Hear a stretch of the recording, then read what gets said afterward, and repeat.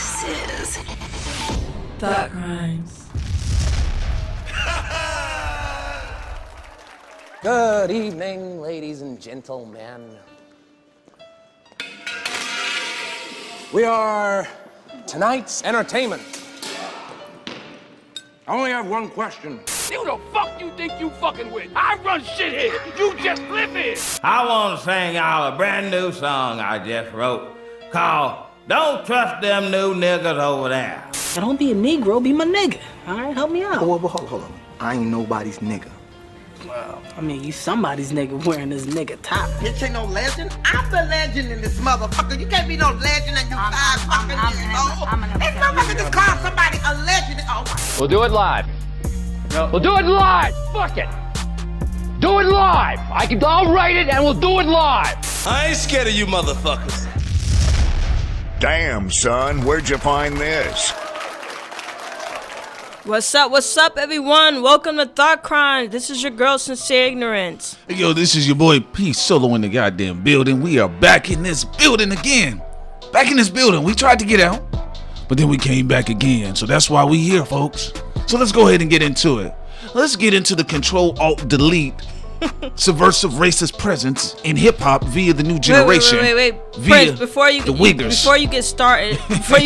Wait a minute. Damn, Wait. where'd you find this? Before you get started, we gotta do one thing. We gotta first make a shout out for everybody in the chat room, and two, we gotta tell all these alt writers to stop stealing our dudes Screaming Jay Hawkins style and adding racist bullshit in it, because that's basically what they're doing. You know, that's what they're doing. Yeah, absolutely. We'll go ahead and do that one for the most part. Let's go ahead and give it up to the crunk god himself. Yeah! So let's go ahead and do that. Let's address some of the people in the chat room. All right, let's see here. Damn, I don't even know where this shit starts off at the beginning. Go, just scroll all the way up to Thompson. Let's go ahead. Well, I see Miss Sonya Ross. But anyway, all right, so what I'm going to do here is start with Mr. S. Thompson, Sonya Ross, Evil Love, okay, Sam Paula. I see you. You may be here, you may not be. All right, Anna Lee, what's up? I see you as well, Megan. All right, so we're going to go ahead and continue on. Ariane, Justine Jones. Man, there was a lot of sisters up in here today. What's going on? Hey, that's a good thing. Sisters, brothers coming together in the chat room. Damn. To talk shit. Yes, absolutely. Yeah, we're going to go ahead and do that as well. Let's see here. Micah, Dre, Allen 99. Y'all get over there and check out Allen 99's new single. What? Let's go ahead. And Mr. O-Tip, I see you. All right. Helene Future. Folks, yes, we're going to be here. And we are here. So let's go ahead and get into it for the most part. You know, strange that it is, we do have a very subversive racist element within hip-hop. I'm just telling you, we do.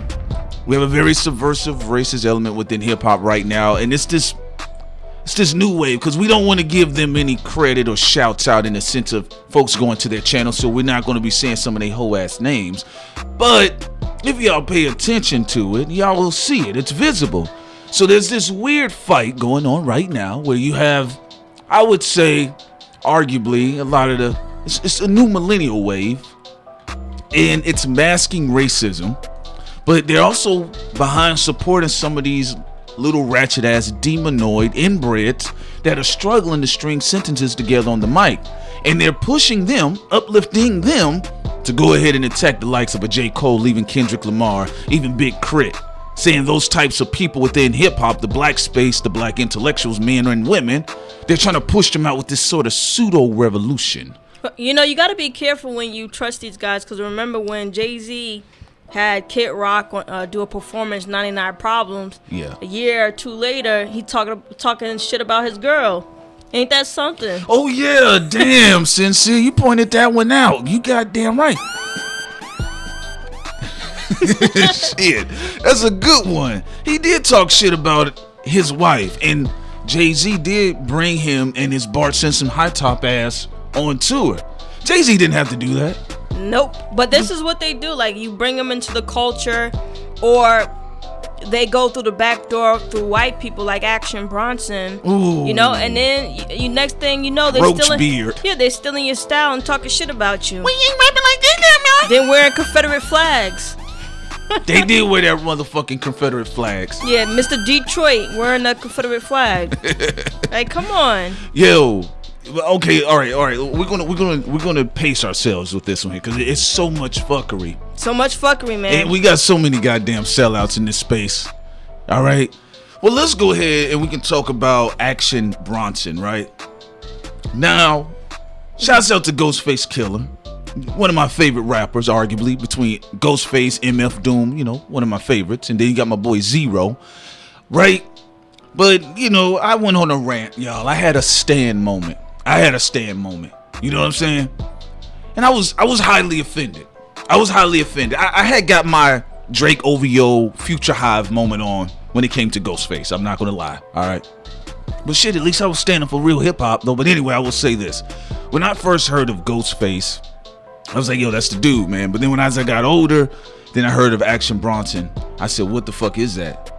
And then I got offended because I started seeing all of these pitchfork complex hipster motherfuckers saying that Action Bronson was on par with Ghostface in his storytelling and his narratives. I was like, well, that's his whole style. It's not on par. You're biting.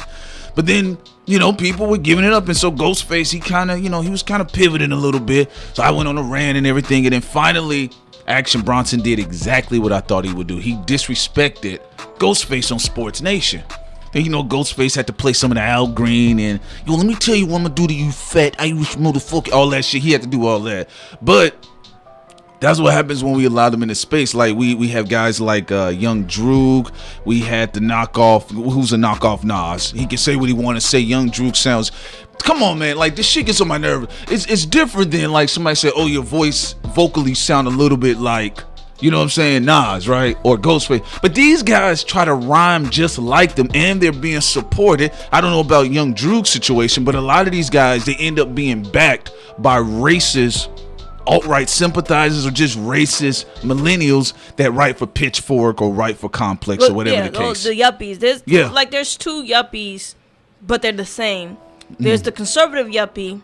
Then there's the liberal yuppie. Facts. And they both have the same mindset when it comes to black culture and black people. Facts. They're becoming very pronounced. You see them on YouTube. You see them on social media, having their own platform, pertaining to hip hop, and they really do enjoy having the most remedial mumble rappers on their platforms that are also being pimped out by Italian and just basically white music execs.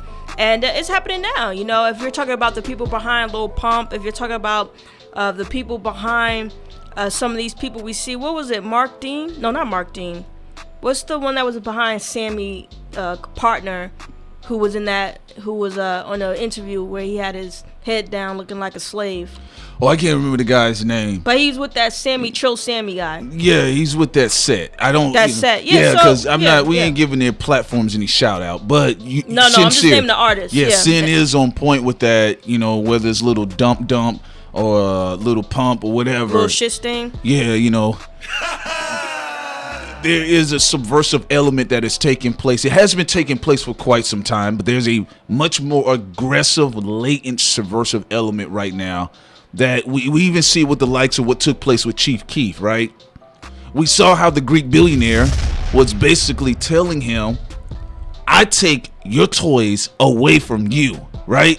And Chief Keef, what could he do? He said he was a real nigga, right? He said he was a slave. He said he was a real nigga. He was killing everybody, right? But when that billionaire, that Greek billionaire daddy of his, told him, I'm taking your toys away because you have not been cooperating with the label, all Chief Keef could do is this.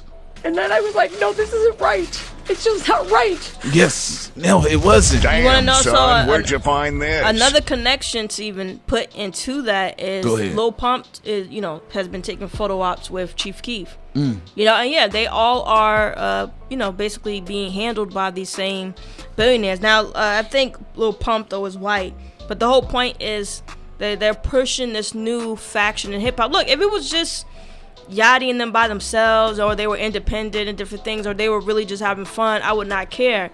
But you got to understand what this new phase of hip-hop is. It's the complete takeover, right? So before you saw the levels, with the music execs infiltrating independent black labels of the East Coast and the South and the West Coast.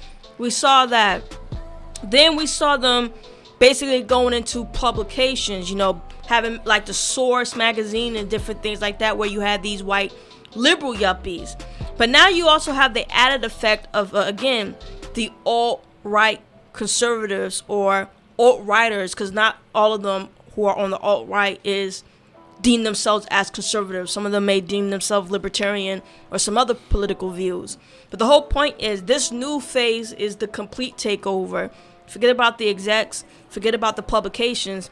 They're everywhere now, even on social media. You have a lot of them also being on the platforms of some black individuals in hip-hop. You know, some of the ones that you see every day that are popular, they be on their show. You know, they be there, or they are talked about. They run in the same circles. And if people will do their research, you'll see exactly how the alt-right has also gotten their tentacles into hip-hop. Well, the alt-right is a front. It's just a front because right now it's still subversively one of the hottest pro-white nationalist movements that can successfully infiltrate the millennial hipster mindset, right? And you know, you're gonna have that fashion, right? Like the neo-Nazi with the dreads. Yeah, absolutely. Or the ones that listen to hip hop. Yes, absolutely. Lord, give me a sign. Now, here's the thing about it, though.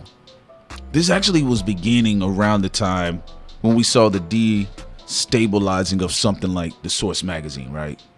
And you know what we saw what was taking place with Eminem, right? And moving on from there, because see, let's take off the table of like people that were like Eminem fans, right? Just the people that were casual Eminem fans, like, you know, that was like, oh, okay, you know, the boy spits, right?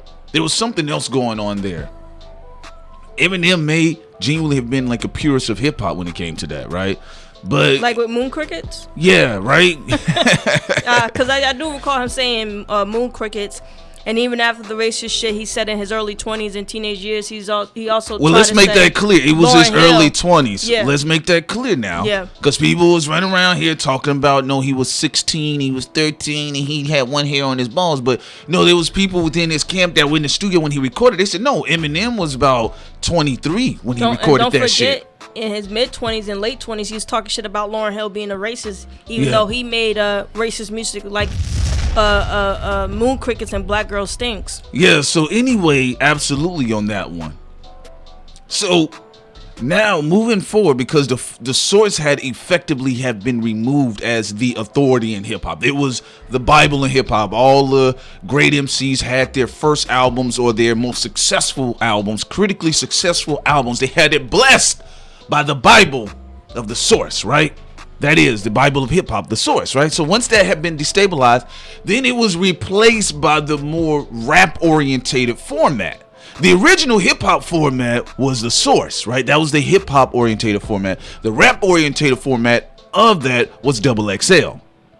Double XL was promoting a slight more ratchet elements of hip hop, which is arguably just the rap aspect of it. They started pushing more for the 50s, and you know, you start seeing Jimmy Iovine on the cover. You know, there's Jimmy Iovine on the cover, baby. What is he doing on the cover? You know, he ain't dropping an album. But what he did though, he had all his boys along within the scope. They pulled all their ads from the Source magazine. Then they had their friends or aficionados in the industry, execs, that was like, yo, what's going on, Jimmy? Hey, baby, the Source is fucking with my dude. It's fucking with my guy, Eminem. So that was pulled, right? And that was pulled. And that's how really the Source went under, because the advertisers had pulled out, right? It was like it was a war plan. It was a war plan, chess plan. So that's how magazines stayed afloat, and so the Source lost a lot of advertisers at the time, right? Yes, and exactly, Jasmine Benzino was right there fighting through all of it. At the end, he said whatever. So here's the thing, though. We move on from the Source. We get away from the 5 mics, the critically acclaimed. We loosen up the reins a little bit with XXL. It becomes more rap orientated. We even got away from that, right? To now where we are today. So what they're doing is when they erect somebody like Lil Yachty, right, the complete antithesis of the aesthetics of hip hop, and then not only that, he's offensive because people like, no, let Yachty breathe. Cool, we'll let him breathe, but he don't have the right to say shit about no Tupac, no Biggie, no Nas, no Big L, none of that, because he's doing him. It'd be cool if he was just a special ed motherfucker flying in his own space, but he crashing into legends. So that's why people are judging him that way. So if you arguably shit on somebody that's a legend or lyricists in the game, men or women, then arguably the people have a right to look at your art and says your shit better be on their level or fucking better, right? So anyway, Yachty fails, but he is to break the template, you know, the same way that they were doing with Soulja Boy and even Lil B, right? But at least Lil B could rap. You know, here's the thing about it though. Once we got to the template of the Yachty, that was easier to duplicate. So this is why we get a little Pump, or we get somebody else that can mimic the poorer aspects of hip hop. So that's where we are right now. So you're going to see a much more grander presence of the regressive alt-white mayonnaising up of hip-hop. Just say mayonnaise. I had to get my, you know, made up word of the day calendar on that, my little T.I.ism. Well, you know, to add into this, for y'all to really think about it, the Billboard 100, or Billboard, they took Tupac off of the top 10. Ooh. And you have a lot of yuppies, basically liberal and conservative and moderate, whatever, on YouTube, on Twitter, on Facebook, making their hip-hop lists, also supporting, you know, people like Yachty and some of the other guys you're talking about. So not only are they're trying to put a lot of these white artists in, while also behind the scenes, most of it has already been colonized. You also have rappers like Yachty, black artists, who are dissing legends in hip-hop too. You know, and I know since punk music, you know, people have used the older generation versus the younger, but that hasn't always been that way. If you actually think of African cultural traditions, a lot of it has been about respecting what came before you while also going into new territory. Yeah. Same thing if you even look at a lot of Asian cultures. That's the same type of philosophy. Looking at the past, respecting it while still moving forward. Interestingly, the interesting thing is we're taking the mindset, though, of certain people within this country that called Otis Redding music nigger music. Old nigger music that we shouldn't be, you know, rocking with anymore. Now think of the absurdity of that. Now Def is a black band that came out in the early 70s, right? So when they wanted to do their new thing, they didn't say, oh fuck the artist that came before them, or F Motown. It's like, nah, we're just gonna do this new type of music. And Def did that new type of music and it was dope, right? But with these white kids that came out in punk music, they were saying, fuck Otis Redding, fuck niggers. Even if we're talking about the Ramones, I don't care. I saw the BBC special, also read on them. One of the lead singers of Ramones was the one who said, fuck Otis Redding. Now I'm saying this to say, to just to showcase something to you guys. When you have Lil Yachty and the rest of them saying, fuck Structure, fuck Biggie, fuck Tupac, fuck all that music, whether they know it or not, they're helping in the breakdown of black music and ownership when it comes to hip-hop. And this is very important. Again, if it was just Yachty doing this music or anybody doing it by themselves and they just happen to suck, okay, whatever. But to be basically a part of the takedown of hip-hop is not a good thing. And that's why it's really important. I wouldn't even equate, and that's why I don't like, you know, using white punk musicians, because I think even the way that they did things was just remedial. Because in black culture, a lot of the times, even when we disagreed with our elders and we did jazz, because people forget, a lot of elders didn't like jazz music, a lot of elders didn't like the blues, a lot of elders didn't like a lot of different things, right? Mm-hmm. And black people still made new music, right? Sensational. Without having to go on this attack campaign against old people or old heads who just didn't understand. Just like what Will Smith said in his song, oh, parents just don't understand, but I'm fucking moving on.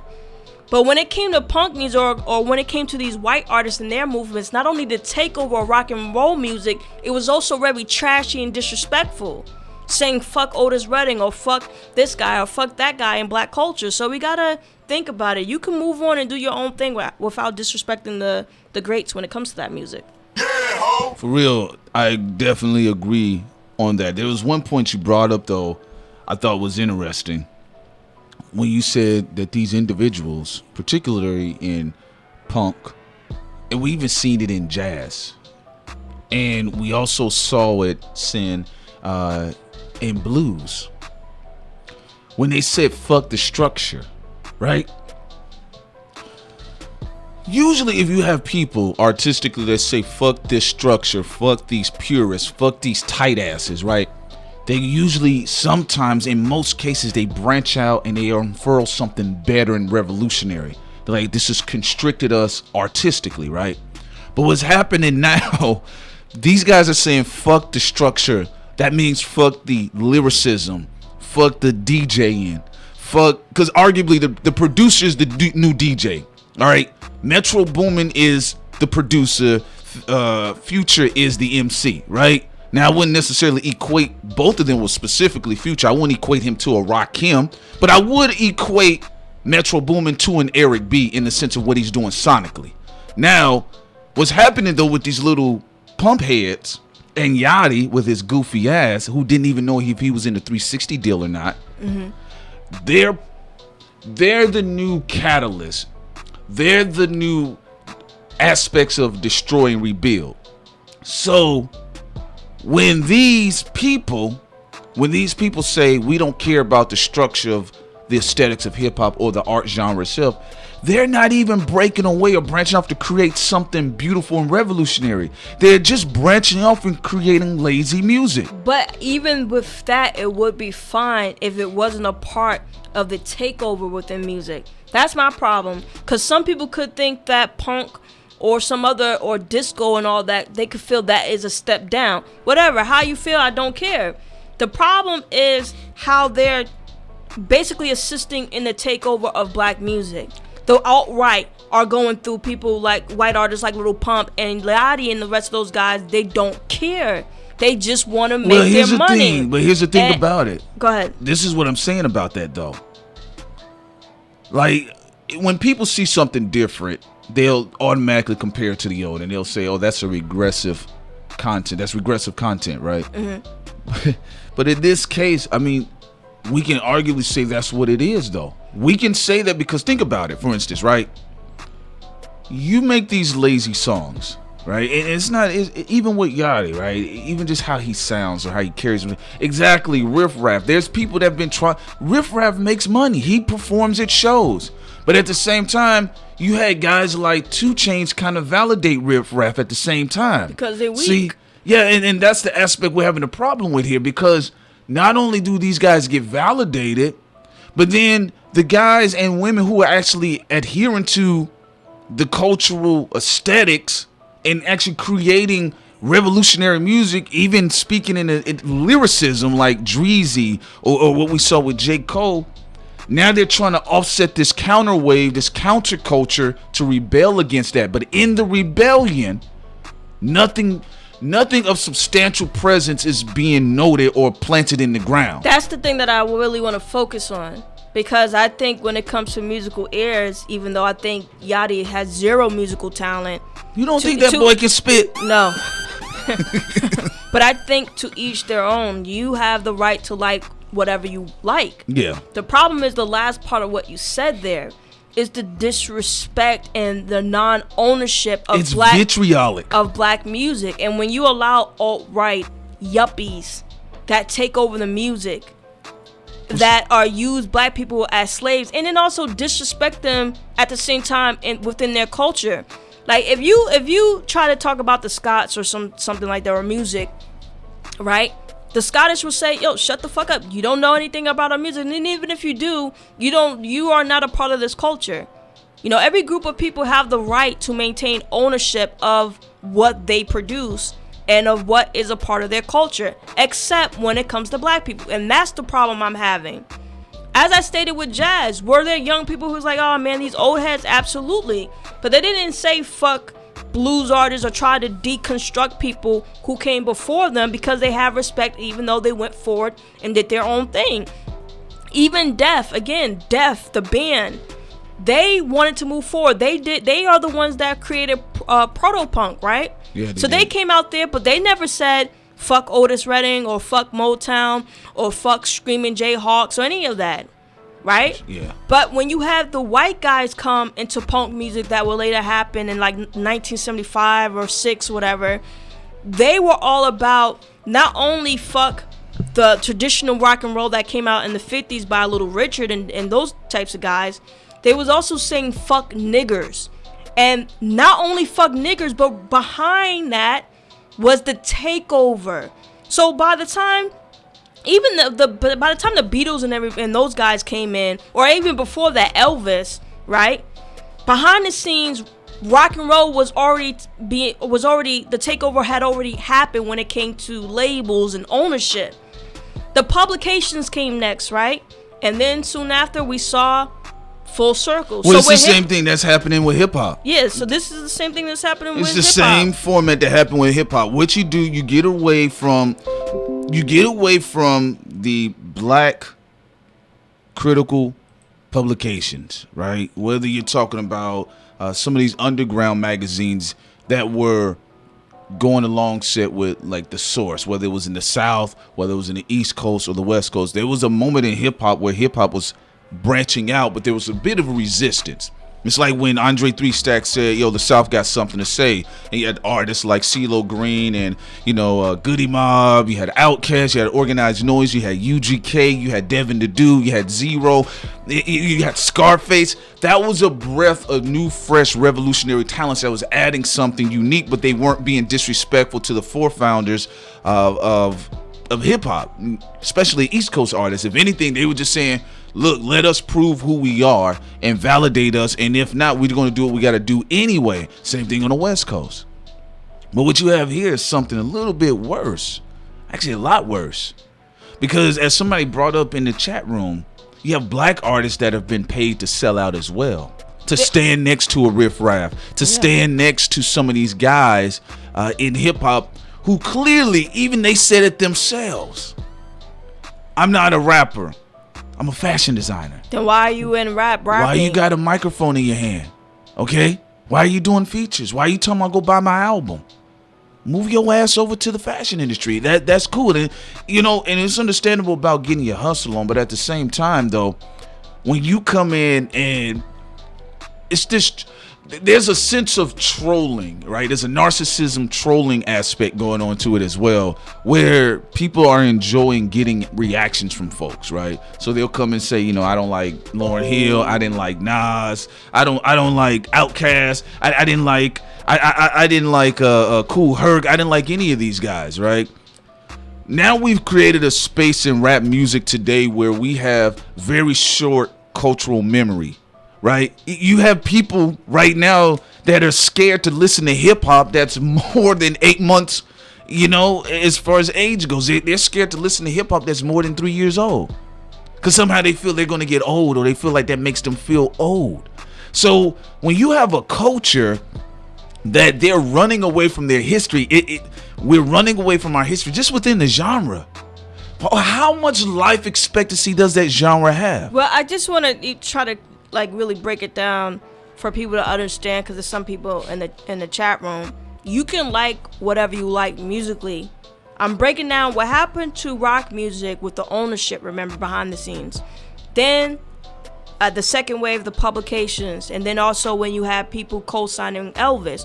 If you fast forward, you went from white people saying rock and roll was nigger music and trash to white people having ownership and being 99.9% of the artists. But while they were being the artists, you also had racists, you could say at that time, or traditional racists that were able to go in there with their Nazi signs, with also perverting the skulls and certain African symbols, West African symbols that came from a culture. And that's what they did. Now, if you go and look at hip hop, it's not just Yachty that's the problem, or people's music. Again, you can like what you want to like. It's the issue is non-ownership, and not only non-ownership, allowing people who disrespect you to be in the culture. So when you have those racists come into rock and roll music, and they liked the music, but they didn't respect the people, you have the same thing going on when you have these young yuppies that are having commentary on hip-hop, or channels or hip-hop, or stealing from other YouTubers their style on hip-hop, like some have done with Prince Solomon, or D-Respect stealing their styles, and then you have everybody coming to their YouTube channel saying, oh shit, this is new, this is cool, but you had those black guys doing it before. It's the same thing.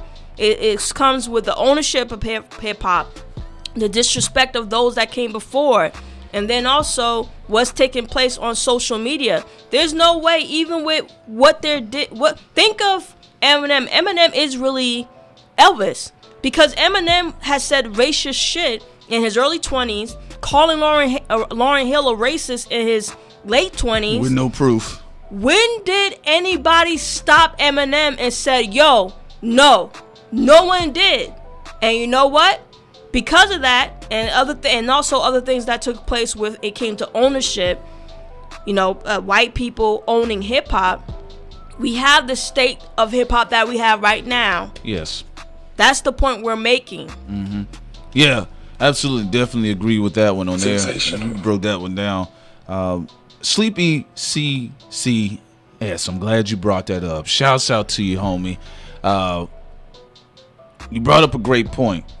I love jazz. This is easily one of my favorite genres, but I remember reading about the history of jazz and what happened with, there was a lot of jazz musicians that ended up getting their bodies getting lost too, up and coming ones, because the Italian mob, as she pointed out, they owned the club. The Italian mob, or the mob in general, was breaking a lot of jazz musicians' fingers and hands with hammers and shit. Black ones. Because they wouldn't perform a certain song, or they wouldn't turn over the rights to their music, or they complained about a lot of things, right? Those mobsters were able to go legit and become the heads of the big record labels, their offspring, right? Then their offsprings are now the trendy, hipster, cool pitchfork billboard guys and girls that don't see a reason why Tupac would be even in the conversation of the GOAT. Or what do you mean he means more to he's more than rap? He's not lyrical, right? When you have that type of surface level thinking when it comes to a genre, and then you have the black artist with the disconnect, which is, this goes in historical context with black people, African people with their history in general, but specifically in the music, and then it's like, I forgot the guy who brought it up. You could, at one time, rappers talked about the dope dealers, then the rappers became the dope dealers, now the rappers are the addicts. That's where we are right now. It's the lean and purple culture as well, right? So when you have that lack of focus, and you have very few people that are trying to, push on the mainstream front, they're trying to push on the mainstream front the cultural aesthetics of hip hop, because they don't want to seem old. That's another thing. Like, people look at Joe Budden and the way he wrestling on that show, they look him as the old nigga. What you talking about lyrics, Joey? You old. That's how people are looking at him. Right? And so that's where we are right now. They're already talking about somebody like Kendrick. They're already talking about Cole. And here's the thing. You're going to have guys like, historically, like 50 Cent. Some of the stuff he said about certain artists, right? Then you're going to have other guys that are going to be like some of these other guys, Yachty, who absolutely serve no purpose. They serve no purpose. They don't. So when you have that type of assault through the hipster, trendy, pitchfork, billboard people, and then at the end talk about the cultural critic aspect of it, where they are biting guys like D-Respect. I've seen the hipsters do the same shit to me, right? And had been following my channel as well. This is what you have, is it's a sweeping across the board. And that's why you have a lot of African Americans, I'm going to say African Americans, that have not been excited about music because too many people that had power and prominence at the time, they've sold out. I also want to come in and add that someone said Eminem put black rappers on. Yeah, just like Fox News put black newscasters on. So what? That doesn't change what they represent. Also, I want to... Well, can I say something right there real quick? Yeah. put black rappers on to do what though? Yeah, it's a majority. It was a majority black genre, so I don't even know the point of that. That doesn't even make sense. And we also got to remember the biggest black rapper he put on was to knock off the other biggest black rapper that was prominent at the time, which was Ja Rule. Exactly. So just gonna put that out there. Let's stop the bullshit. I also want to say, why is Milo on there? Because before Milo did his little apology tour press, after basically co-signing pedophilia, he was on a hip-hop station, on a platform, on a podcast. So you guys need to connect the dots, because we're not going to give you everything. Y'all need to do some research. Milo was on a hip-hop channel or podcast. Yes, he was. Before that infamous apology press, he was on a hip-hop platform. And this hip-hop person that owned that platform was not black, as a white guy. If you see even some of the other guys up there who are not Kid Rock, because I know y'all know who he is, but some of these guys you will be seeing outside of Milo, because he fucked up his career with the whole pedophilia thing, but he might try to come back. It's antiquated if he does. It's antiquated if he's able to come back. But if you go check out some of these other guys, there's new faces that are on these platforms as well that are alt-right. Did you tell them disrespect black people? Did you tell them how Milo was talking about 40s and blunts and yeah, on the hip hop, on the hip hop podcast that's on YouTube as well. Milo was talking about 40s, and his Puerto Rican friend was talking about how he can get a black guy is to make sure he has a 40. And some other stuff. And some trap music. So this is why I am disgusted with black people that have no dignity. It's one of the things that get on my nerves. It's one of the things that disgusts me when I see black people with no dignity. Yeah. They think it's funny to laugh around with other fucking racists sitting next to them talking about fucking them. Well, as their genre slides into the abyss. What? Yeah, and something, because people seem to be very slow. A white person or somebody who is racist fucking somebody who isn't white, it doesn't mean they're not racist. I mean, if you think of Thomas Jefferson, he didn't mind raping black women. Mm-hmm. So using that as a defense for Kid Rock won't work. And also, using that as a defense for anybody with a platform that's doing this won't work, because look, literally, you guys are going to see what we're saying, and you're gonna be like, shit, we should listen. They're already up in hip hop on social media right now. They already running shit. Yeah, including the yuppie. We talk about the Young Turks. Now, if we want to talk about the liberal yuppie who was talking shit about Joe Budden, didn't even know what the fuck he was talking about with his stupid hair. Sensational. Now, there's one other thing I want to mention before I let Prince take the floor. All cultures can relate to certain things that are just human nature and human. There you go, Jonathan. There you go. But anyway, all cultures can relate to certain things when it comes to human emotions. Absolutely. Any music genre, any cultural aesthetic, whatever. On a human level, you can understand certain emotions.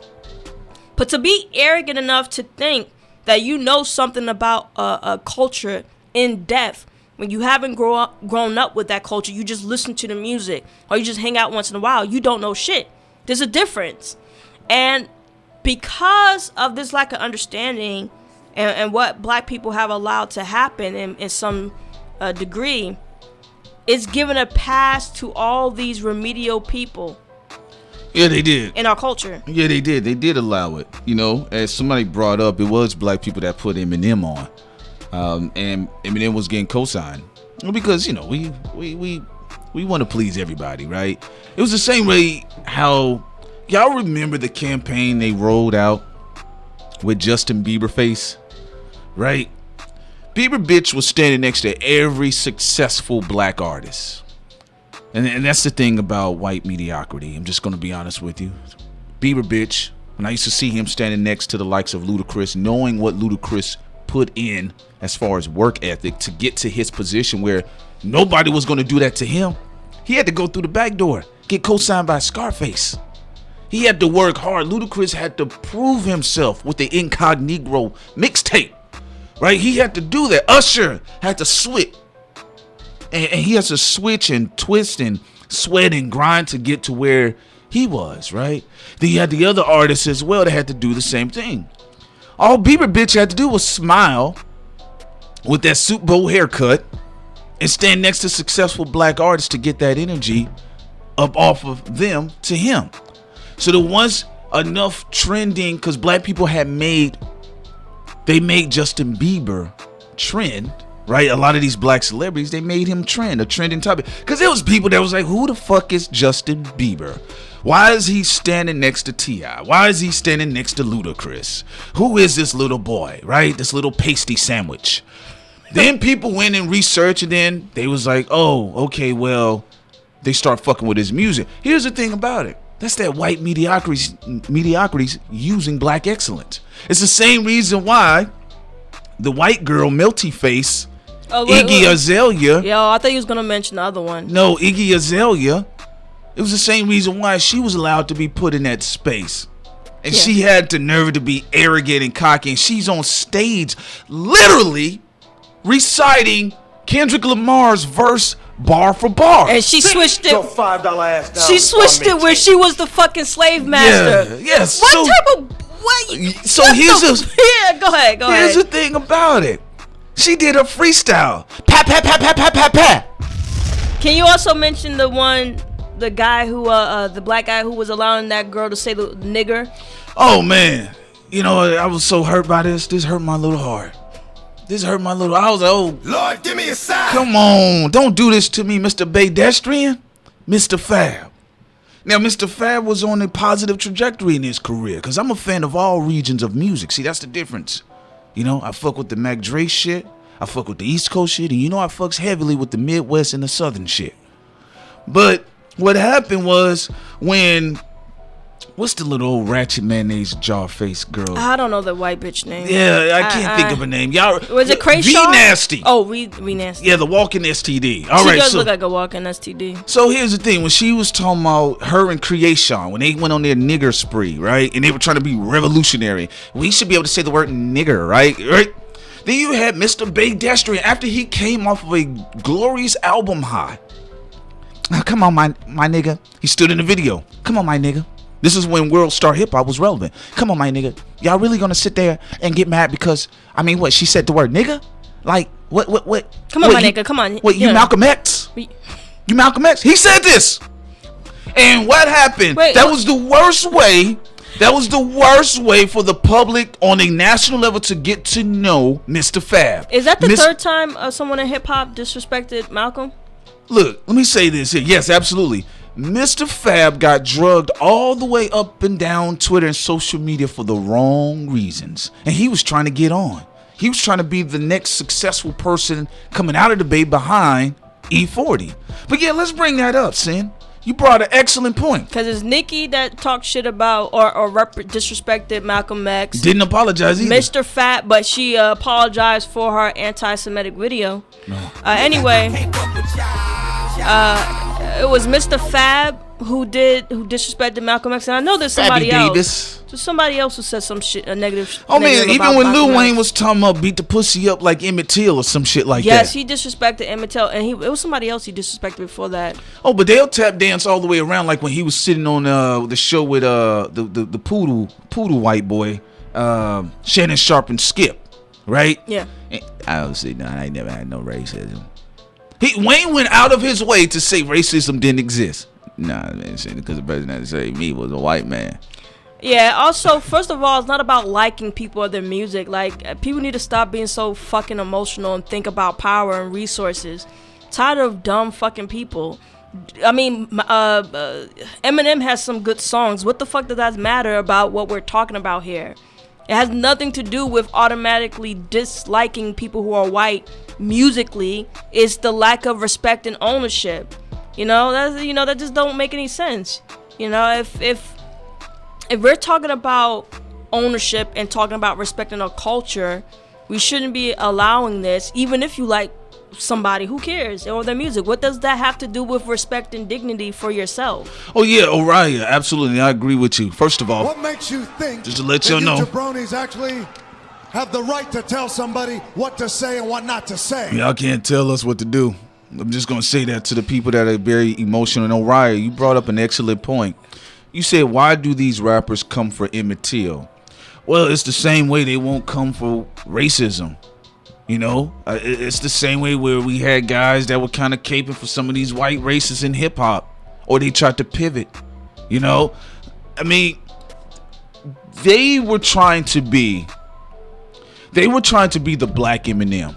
A lot of these, like when Wayne said dumb shit like that, because he talked about one of my favorite people is right. He was trying to be the black Eminem, and Eminem had been known for saying shocking things pertaining to his culture, his ethnicity, some of the staples within his ethnicity, right? So what Wayne go do on the back end, all right, post Slim Shady rap era, is try to be shocking by saying what he said about Emmett Till. But see, he played himself because black people don't, as a collective, they don't play all that slip and slide shit. Talking about Emmett Till. Black people still tight about it because we still having Emmett Tills today via Sandra Bland. Today via what we saw with Trayvon Martin. I saw people caping for McGregor because they like him. That's I'm sorry. No, they scared. No, but some of them they scary. Some because they like him, and this is the problem with certain black people. Like their mindset is just so, for some of them, of course, not for the entire community, but some of them is so regressive that you put like over your community. That's the weird thing. Facts. Like globally, we see what happened with the resources in the continent of Africa, what's taking place in Europe, what's taking place around the globe pertaining to black people or Brazil. And you let people fuck you over because you like them. Yeah! That's what y'all sound like when they doing it too. Yeah, it sounds stupid. There's other people who like black individuals. This racist who have a Jimi Hendrix shirt on. What the fuck does that have to do with anything? Oh, I know about that. Especially when you be on the outskirts of Georgia. You be right next to a Pontiac. You know, a 93 Pontiac could pull right up on the side of you with the KKK or Confederate symbolism or flag, and they got on a Jimi Hendrix shirt. And then you be looking in their eyes and you got that stupid look like, you know what I'm saying? So yeah, absolutely. There's no cultural commitment there when it comes to that. No, because like is stronger than cultural commitment. It is, and we you know, if we tight about it, then we're the unevolved people. We're the ones that oh, come on, guys. Be solo and sincere. Come on now. Yeah, just go with the flow. I mean, dude, come on. Come on. Like, y'all finished or y'all done? That's how they are when you approach them. So what we're saying here is, if you pay attention, the trajectory, like, how can I say this? There's no way on earth that we should still be talking about J. Cole and Kendrick, and that's it. I'm just saying, yes, there are underground artists, but even in the space they're in, just 10 years ago, there was a plethora of those types of artists. Why are we satisfied with the fuck? Now they the anomalies. Kendrick Lamar and J. Cole, they're the fucking anomalies. And then the Little Pumps and all of them motherfuckers, they're the norm. They're the ones that's that are being hustle. Pushed. And then that's when you know behind the scenes, there's a shift of power. Because people start moving rappers around like chessboard. I'm just saying, there's no way on earth, like we shouldn't just be culturally satisfied with Kendrick and Cole. They're dope. Discography strong as fuck. But bro, come on. I get tired of that same old two-headed coin toss all the time. Matter.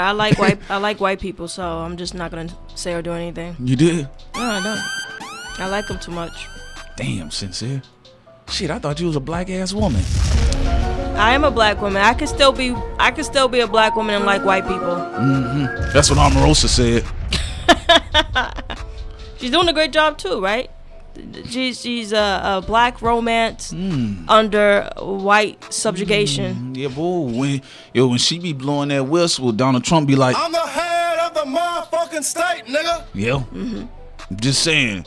Like, I mean, yeah, and at the end of the day, what Sin and I said here, y'all, just pay attention. Like, we just want y'all to even just pay attention. Like, notice culturally where we are, right? Think about it, Sin. Pay attention.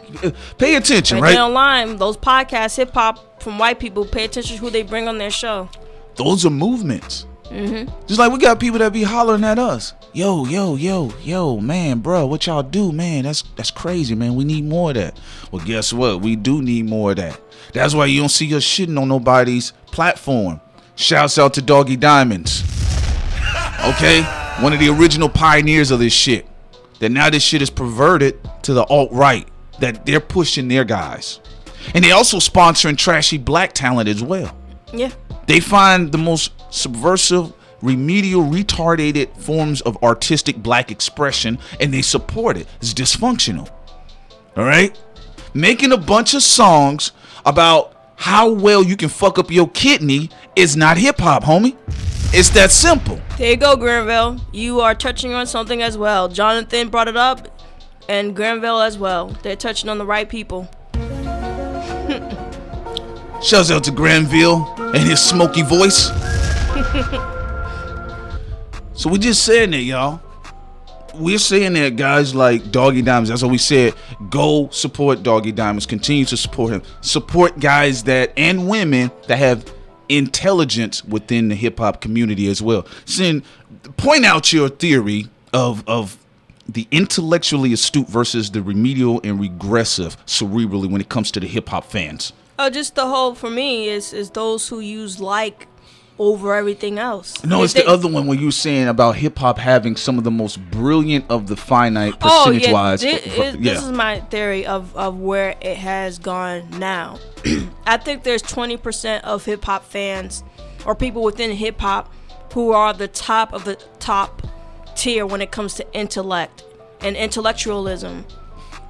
But sadly, we have, to me personally, I would say 60% of those really below average when it comes to intellect.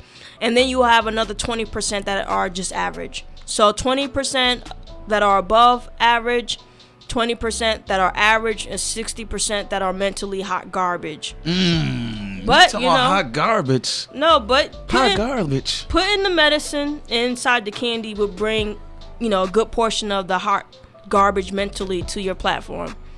But that's why you do see these regressive rappers being on these platforms and white guys talking shit about black people and black men on something that black people created. It's very interesting. Well, Kevin, also, absolutely. Because of like. Yeah, oh yeah. Well, Kevin, homeboy, I'm familiar with Slaughterhouse. Sitting on, we listen to Slaughter. We listen to Crooked Eye. We listen to Tech Nine. At least when Tech Nine branches off into the others, he go find the talented motherfuckers. Strange Music has a plethora of lyrical assassins across the color scheme. Also, Crooked Eye said he didn't like what Kanye West and Yellow Wolf did with the Confederate flag. Come on. And he spoke out even with what he didn't like about Eminem pertaining to Yellow Wolf. So, who gives a fuck? Yeah, I do think Crooked Eye got his own mind. Yeah, he got his own mind. Come on now. You know what I'm saying? So that's what we're saying right now. Like, we know what we talking about. But we'll see what happens is though. See, we the weirdos. We're the weirdos in the room. Because we don't use like. Like isn't more important. We can like an individual. We can like an aspect of a person or culture. That doesn't mean we put them above our cultural commitment to ourselves and to our culture and what we're trying to do here. So just because I like, let's just say I like a song from Eminem, you think because I like a fucking song that means I'm gonna cape for Eminem or I'm gonna put him above my culture? It's the same thing what people try to say about Elvis. Why would I give a fuck when I have Little Richard, when I have Screaming Jay Hawkins, when I have so many other people? What, just because of one fucker? Like, come on. Or aspect of somebody else's culture? I don't give a fuck. Yeah, I don't give a fuck like that. This is what we're talking about, y'all. We're just letting y'all know. See, that's why we tell y'all, don't just, you don't even have to just come to us. Like LeVar said on Reading Rainbow, I can go anywhere. You don't have to take my word for it or our word for it. But at the same time, though, we do implore you all to go look at the original guys like Doggy Diamonds. Listen to what he's talking about. We tell y'all to go over. We can tell y'all to go over there and listen to people who are actually breaking down certain things. Understand why you have a Joe Budden and why he's so agitated. Okay? Understand why you have people that are, at this point in time, they have been severely disinterested with hip-hop. Nobody's really excited for certain albums. That's why do y'all think the Jay-Z shit resonated so well? Like, cause let's get beyond the hate juice, right? Let's get beyond the hate juice. people were interested in cohesive projects. He also had coding in there that a lot of people are missing, pertaining to what we're talking about here with the industry. Get your music back, baby. See, because you got a lot of people, you got a lot of dizzy motherfuckers writing behind Billboard, writing for Pitchfork, writing for Fader, okay? Writing for Scratch, that are lying to you and have you thinking that they are for your culture, the true aspects of your culture. But see, what these people do is they want to uplift people that look like them to be presented as the face of their culture. Everybody want to be a nigga, but nobody want to be a nigga. And not a lot of y'all are not paying attention to that, and it's happening right before your eyes. So before you jump on the train and talk about who's hating on Yachty or who is hating on Chief Keef, as they say, follow the money, follow the trail, and see where those people who are sponsoring some of these dysfunctional black artists, see where their hands are tied in as well, and who money is being put up behind certain things. That's what we saying. Absolutely. And I'm keep talking about the like because it's really important, because I do see some black people, they don't understand the psychology of other people. You know, they think like somehow is a bond that will create this racial utopia, and it doesn't work that way. You know, if that was true, black people wouldn't be the state that they're in globally. You know, they don't understand people can like certain things about black culture. They can make money off of black culture. They can like individuals within black culture. That doesn't mean they like you as a collective. That doesn't mean they are for equality. That doesn't mean none of that shit. So when you're hanging around with your yuppie friends thinking everything is cool, and you get surprised or your feelings hurt when they call you a nigga, that's because you're stupid. It's the same thing. I remember my cousin, he lives in California, and you know, my uncle went to the military and, you know, came back good. Fortunately, he didn't have to kill anyone, and when he came back, one of his son's friends, you know, was in the house or whatever, and I guess they got mad about something, and they called him a nigger, right? And my cousin, he was shocked because, of course, he's of this younger millennial generation. Prince and I are a little bit older millennials, but he's a part of the younger millennial generation, so he was shocked. And when I heard of the story, I was not shocked, because black parents are teaching their children that like is the most important thing. It's stupid. Just because someone like you doesn't mean you're their first priority. That's backwards thinking. I know it's not, Sin. No, it's not. You are absolutely. No, because she didn't got up here. Fucking lie! I'm telling you. You know what I'm saying? But no, you on point about that, Sincere. You know, I'm always give you that. But not being no stupid black person. Absolutely. And another thing Ramon and me brought up, money is more important than like for most people. Yeah, well, so you keep that in mind too. Well, here's the thing about it though. Now, my mother, she worked in the nursing field, the medical industry, and she had to go into some of these racist people's homes. And boy, she had some incredible stories, man. I'm talking about just the vitriolic racism when they didn't want her to use the cups. That still exists. They don't want the black people in their home. They want them to take care of it on some help shit, but they don't want them to touch the cups, don't want them to use the restrooms, any of that. She was talking about how some of these very racist people, especially the ones she was taking care of because they were older, they come from that strong Thurman generation, right? Mm-hmm. But she was talking about how racist they were. They didn't even want her to touch them. In some cases, she walked off the job, right? She walked off. She should have spent $35,000 there. Why she didn't spend money in there? So anyway, so the point is, yeah, right. But so what she did though, she talked about one lady who was very racist. So, oh my God, it was bad. She told me some of the crazy stuff. But guess what though?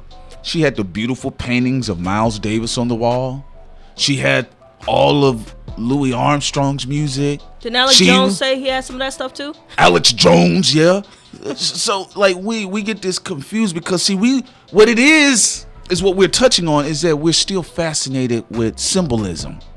All right, It's symbolism when it comes to, oh yeah, they like our music. So symbolically, we feel that's progress. When it's not, it doesn't amount to real power. That's what it is. It's symbolically, it's not it's just symbolism. It's not amounting to real power. Him or her that is racist saying they like you or they enjoy NWA, they ride around. Because I knew some racist white boys that rode around listening to NWA all goddamn day. Yeah, that helped black people on housing. With those percentages, it did and great. in the prison industrial complex, that from society definitely has helped, right? Yes, absolutely. What? Also, Tory Lanez, wanting to prove white racists wrong by spending 37 grand, that helped too, right? Yeah. Absolutely. So what we're saying here, though, we're gonna be tying this. We're gonna wrap this up, y'all. We're wrapping this up, okay? But what we're saying here, though, just like you have a Thought Crimes, you have a Doggy Diamonds, you have other outlets that are actually putting shit together, and not just riding off emotionalism. Boy, baby, for every one of us, you have 12 of them motherfuckers. And guess what? They have sponsors. They have their soldiers they're putting on the streets. That'd be different if Sin and I was supporting the cat and we have financial backing behind a dude or a woman that could spit like Kendrick or 3 or 4 dozen of them that spit that way. But we don't. Yeah, think about it. It's one of us versus so many people with Tory Lanez mindset that are in hip hop that are black, being owned by white people. Yeah. And who are just fucking stupid and talk about stupid shit 24/7. Yeah, absolutely. And you also have Dead in Hip Hop. Shouts out to them brothers as well. Yeah, their platform is dope. Love Dead in Hip Hop. I love everything about them. I love the fact that they're preserving the art by culturally criticism as well. But what we're saying here for every one of us, with their platforms, with these subversive, alt-right, liberal, ultra-conservative as well hipsters, there's like 12 of them fuckers. And they have money because they're pulling from a power structure where their presentation can be real dope. They can get immediately 1.1 million followers. We even seen one where it was some guy named Pig, right? And he was touching on hip-hop, and he was a white hipster. He talked about how he loved Tupac and everything. He was just dropping the word nigger, right? That's nigger Tupac, yo. Yeah. My niggas, Tupac, man. He's so cool, man. Even in the comment section, have you all noticed how they address y'all? They don't say nigga. Like, let's just be real about that. They reply nigger. Like, or yeah, nigga, Tupac is a real nigger. Yeah, they'll say that, and it'll be the top comment. Yeah, and also just that goes into the gaming world, too. Yeah. You have a lot of black people who be gaming online, and the same guys who be listening to hip-hop, they're listening to Yachty or Tupac or something in the background. What's up, niggers? Yeah. Nah, I'm shooting a dead nigger now. They're so corny, but they make sure they put effort into saying the ER, right? So what we're saying here, the hipsters, yes, as you brought up, William, they are fucking leeches. But wait, we should be cool with that because fuck that. I like to be liked. I like to be liked, man. All right. So they like Tupac. Who cares about what they like? Who cares what they like? Okay, a lot of motherfuckers like cheddar cheese. It don't mean shit in real life. They like hot wings, man. Who cares? They like meth. They like crack. They like black sex. They like black vagina. They like black dick. Who cares, baby? We got to get past this like shit. This ain't Facebook. That's exactly how they treated Facebook, man. That's like the Geico commercial said. That ain't how none of this works. But what I'm saying here is for every platform like a Doggy Diamonds, y'all, there's like 12 of them fuckers with their own platforms, and they're pushing not only their own agenda, but they are linking up and still backhanded promoting a Milo Galapagos Island. Yeah, alt left is the same. We said that. Sorry. Alt left, alt right. It's all the same. We don't give a fuck. Center, Control Alt Delete. All right, Control X, Control C, Control Z. All of it is all the same, baby. But this is the thing we're saying though. They're moving with a concerted effort, a power dynamic. See, everything with everybody else is centered around power. Like we get scared when we talk about power. Like we like to be like, oh, I'm a pacifist. What are you talking about? We power in the gym. We power in the bedroom, but we get scared of real power. right? But all these other people, they're not scared of power. That's why they've been struggling and wrestling with the power within hip hop. And when we're talking about the power, we're talking about we're talking about the influential power aspect of it. Yeah. Like they're trying to rewrite hip hop. And I told y'all before, go back and look at that Billboard top 10 list. That shit was all over the place. They randomly had Wayne in there. They had what they did. They had moved Eminem above Nas. Nas's discography alone is superior to Eminem's entire catalog. When was the last time y'all listened to Marshall Mathers with that 8th grade spitball shit rhymes he was doing? Yeah. I'm just saying, baby. So they're wrestling for that power dynamic, the cultural influence. Because even though it's like Sin said earlier, it ain't amounting to bullshit because we ain't owning none of it. But they're still trying to remove the black presence, that black cultural influence. That's why they was trying through the riff rap and Post Malone and what's the other little one? Action Bronson and all of them motherfuckers, because they were trying to create this dynamic where they thought it was going to push that black influence out, but you can't get rid of black. You can't, because that is still culture who is at the center of everything. That's why we got to be more controlling of who we allow to trend within our spaces, and we need to fight for power and stop fighting each other. I'm just letting it know about that. So if y'all look at it, that's how they trying to rewrite history. And if you see it every year, they move that motherfucker Eminem. They just moved him above Nas. Next year they'll be moving him above Jay. Then they'll be moving him above Big. And they will have their outlets, their platforms that they own with their financial presence and power, rewriting history before your very eyes. My bum is on your lips. My bum is on your lips. Give me Nas's worst album. People will go to Nostradamus. I love the album, but people will say Nostradamus, right? It's usually, well. Can you tell me Eminem's best album is Eminem's best album fucking with Nas's worst album? No, but I also would say that Nas' worst album is like, it's just be like, it's okay. It's not even really bad. It's not even garbage. I like what you said there. It's just not as good. That's all, as his top tier work. I like what you said there. So let me go ahead and correct myself. I like what you said there, Sin. Because Nas' mediocre or okay album, like you said, okay, let's say it's something like, a lot of people, I don't hear them bring up Street Disciple as much. Yeah. Like, you know, because Nostradamus is actually dope. People bring it up. They were like, yo, I like that album. But Street Disciple is still superior. Eminem actually has a worst album in his catalog. Encore is a trashy ass album. Most of his shit is trash. But I would say, like, for Nas, yeah, most of his shit is good, and the worst in Nas' catalog is okay. It's not even trash. Eminem, though, I went back not too long ago and listened to the Eminem show. That shit was corny except for Stin and The Way I Am. It made me laugh. It made me feel like I was in grammar school when I had like glue in my hair or something. I tell people it's like sniffing glue music. That's what it is. My bum is on your lips. My bum is on your lips. You know what it is? It's past gassing. It's the past gassing music and the people covering themselves up to smell their own gas. Yeah. Type music.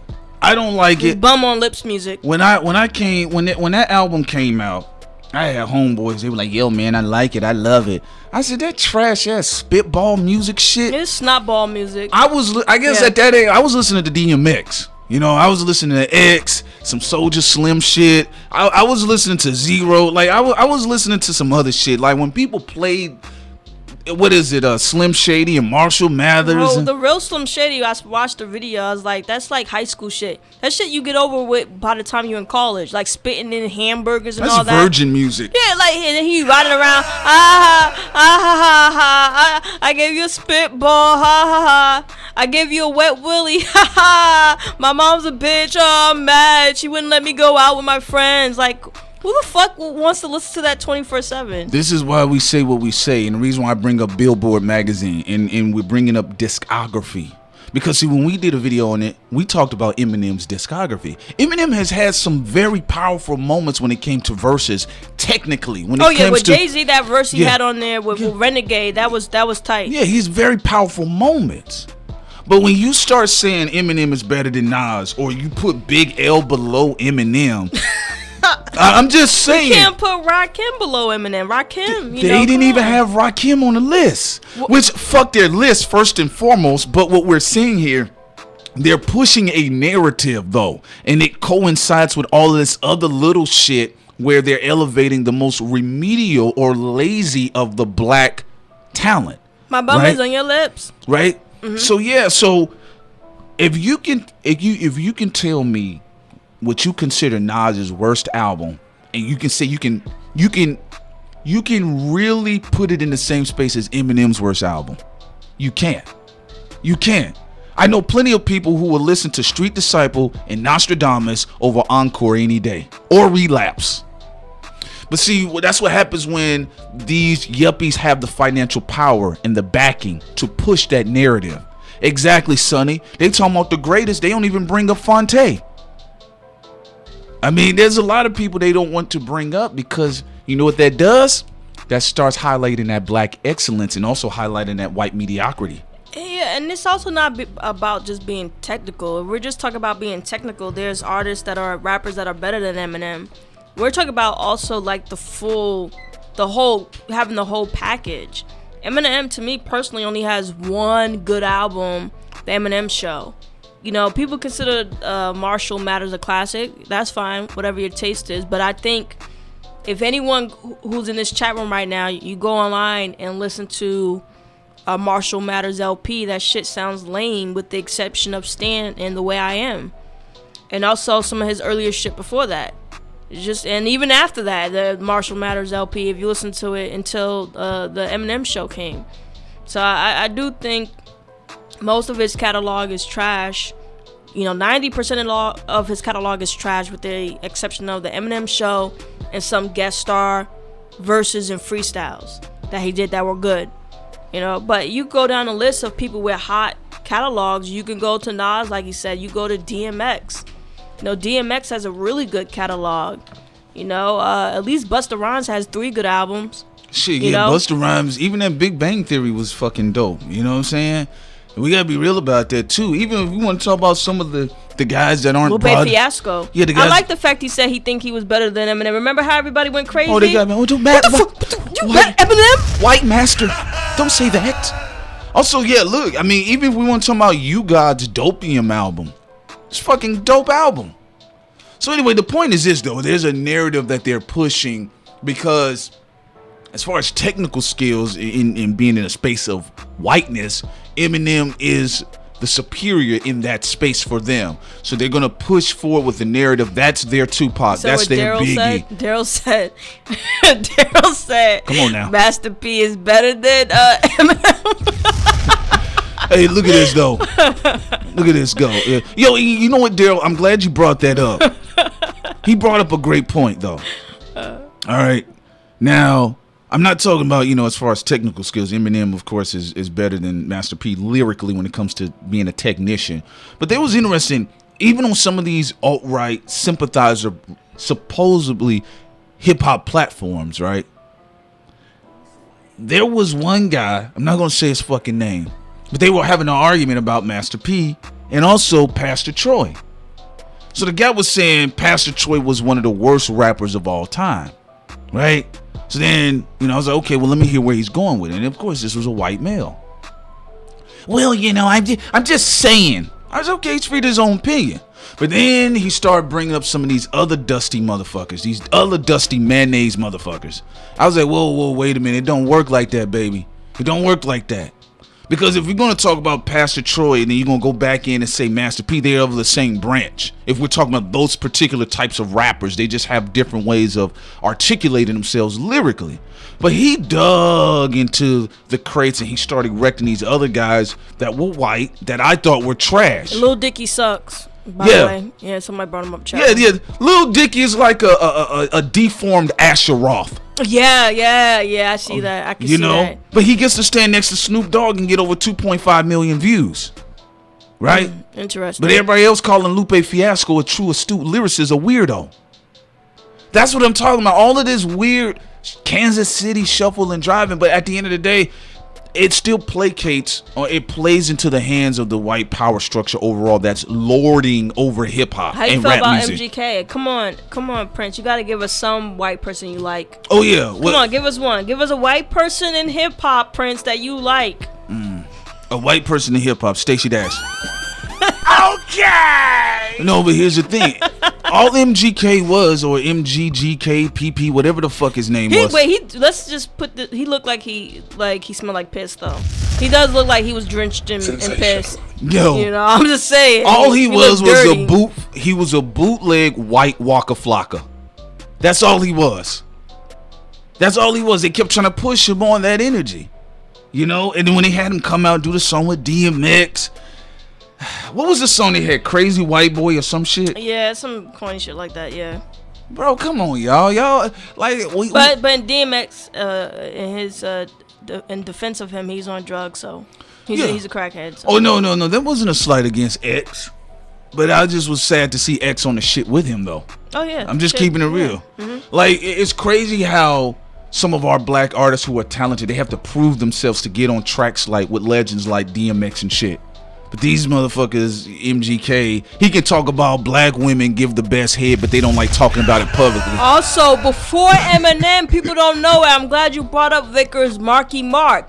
Before Eminem, they tried to push Marky Mark. It wasn't by the same company. It was Interscope. Interscope tried to push Marky Mark because he had the street cred in Boston. He was a Jimmy Iovine baby.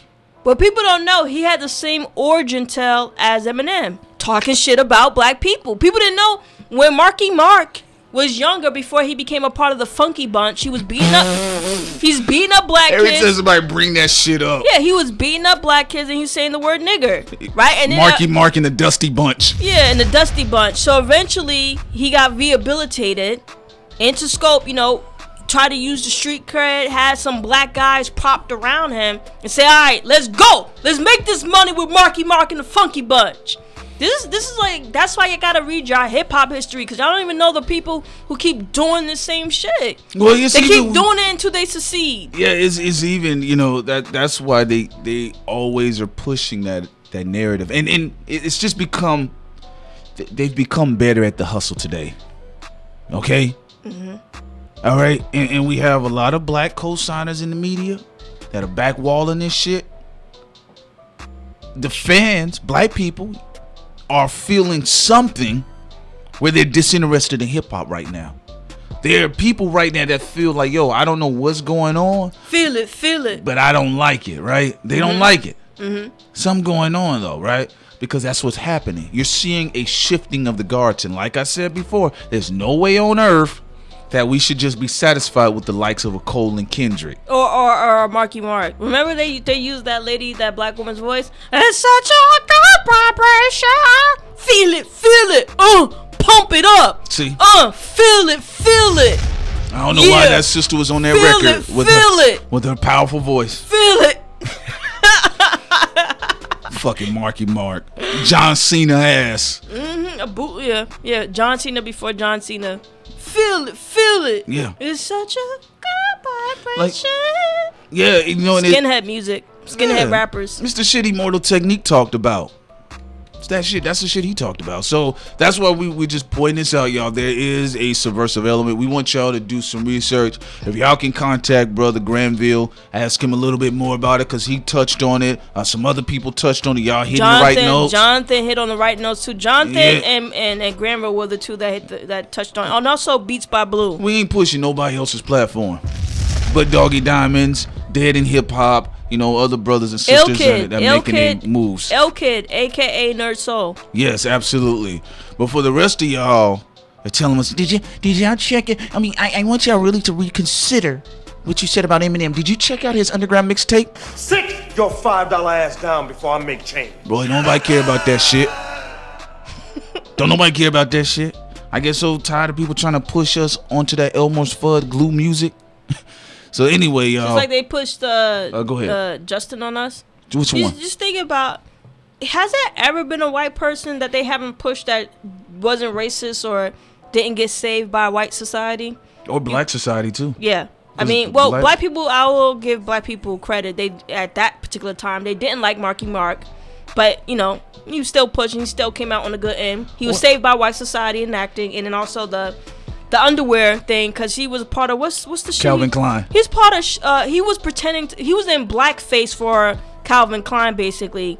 You know, because he was walking and talking black. Yeah, I'm grabbing my nuts. Well, this is Calvin Klein. What it is, and he's white people the like, yeah, what it is, it's the Conor McGregor vibe. Yes. Try to out nigger a nigger. And then you have some people telling us, "Oh, be nice on the Irish lad. Give him a chance, Mr. Titanic. Give him a chance." Well, I guarantee this. It's his culture. Boy in Ireland means something different. Shut the fuck It up. means something different in I know Ireland. it means nigger in Ireland too. Ireland, no.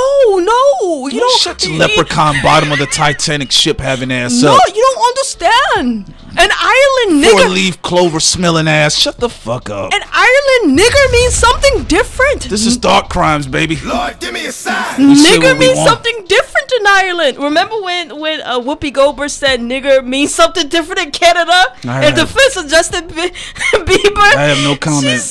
Please. She said, and somewhere else in Canada, we don't even know if nigger means the same thing. Oh, okay. What the fuck do But she got on drinking? Wayne because apparently everywhere else in the part of the world, bitch means the same thing.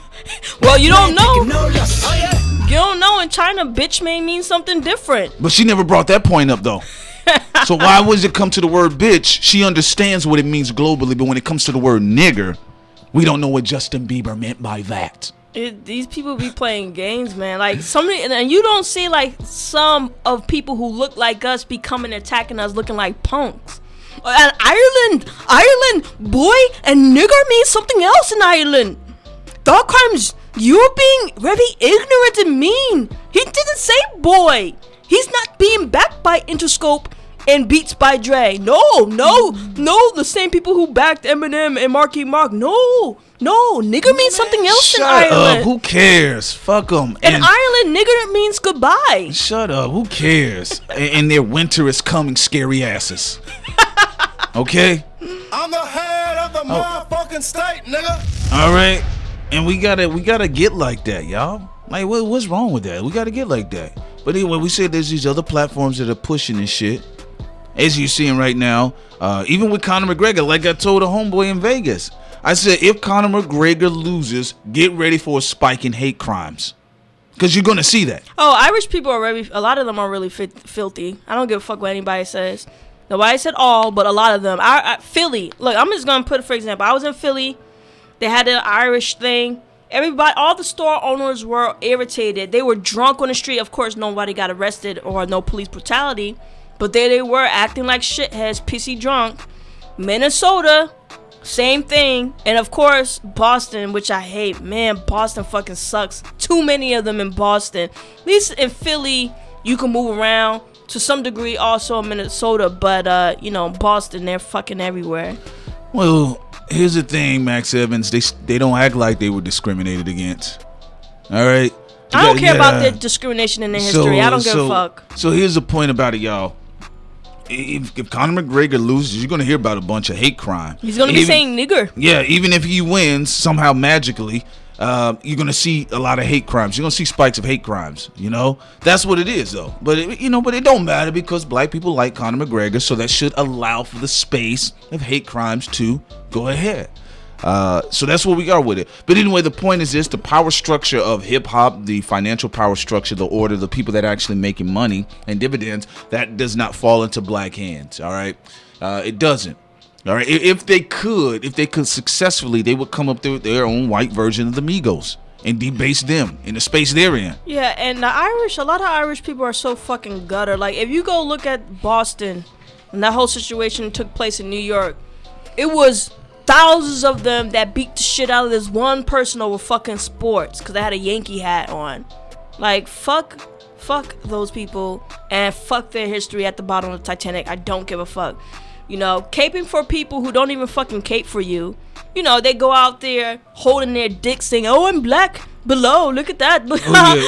I got a dick like a nigger." Yeah, we know about that. That's a struggle talk, and you.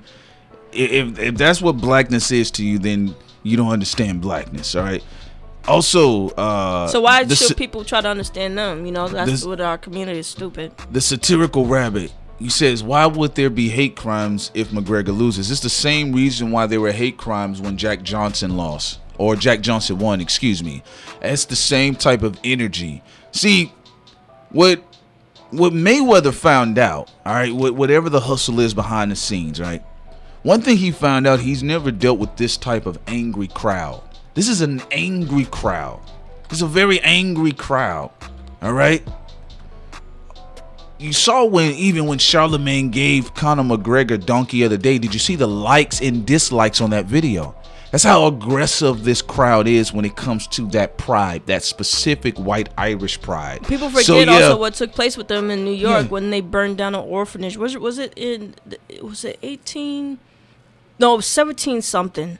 17 something where they burned down a fucking orphanage with hundreds of black children.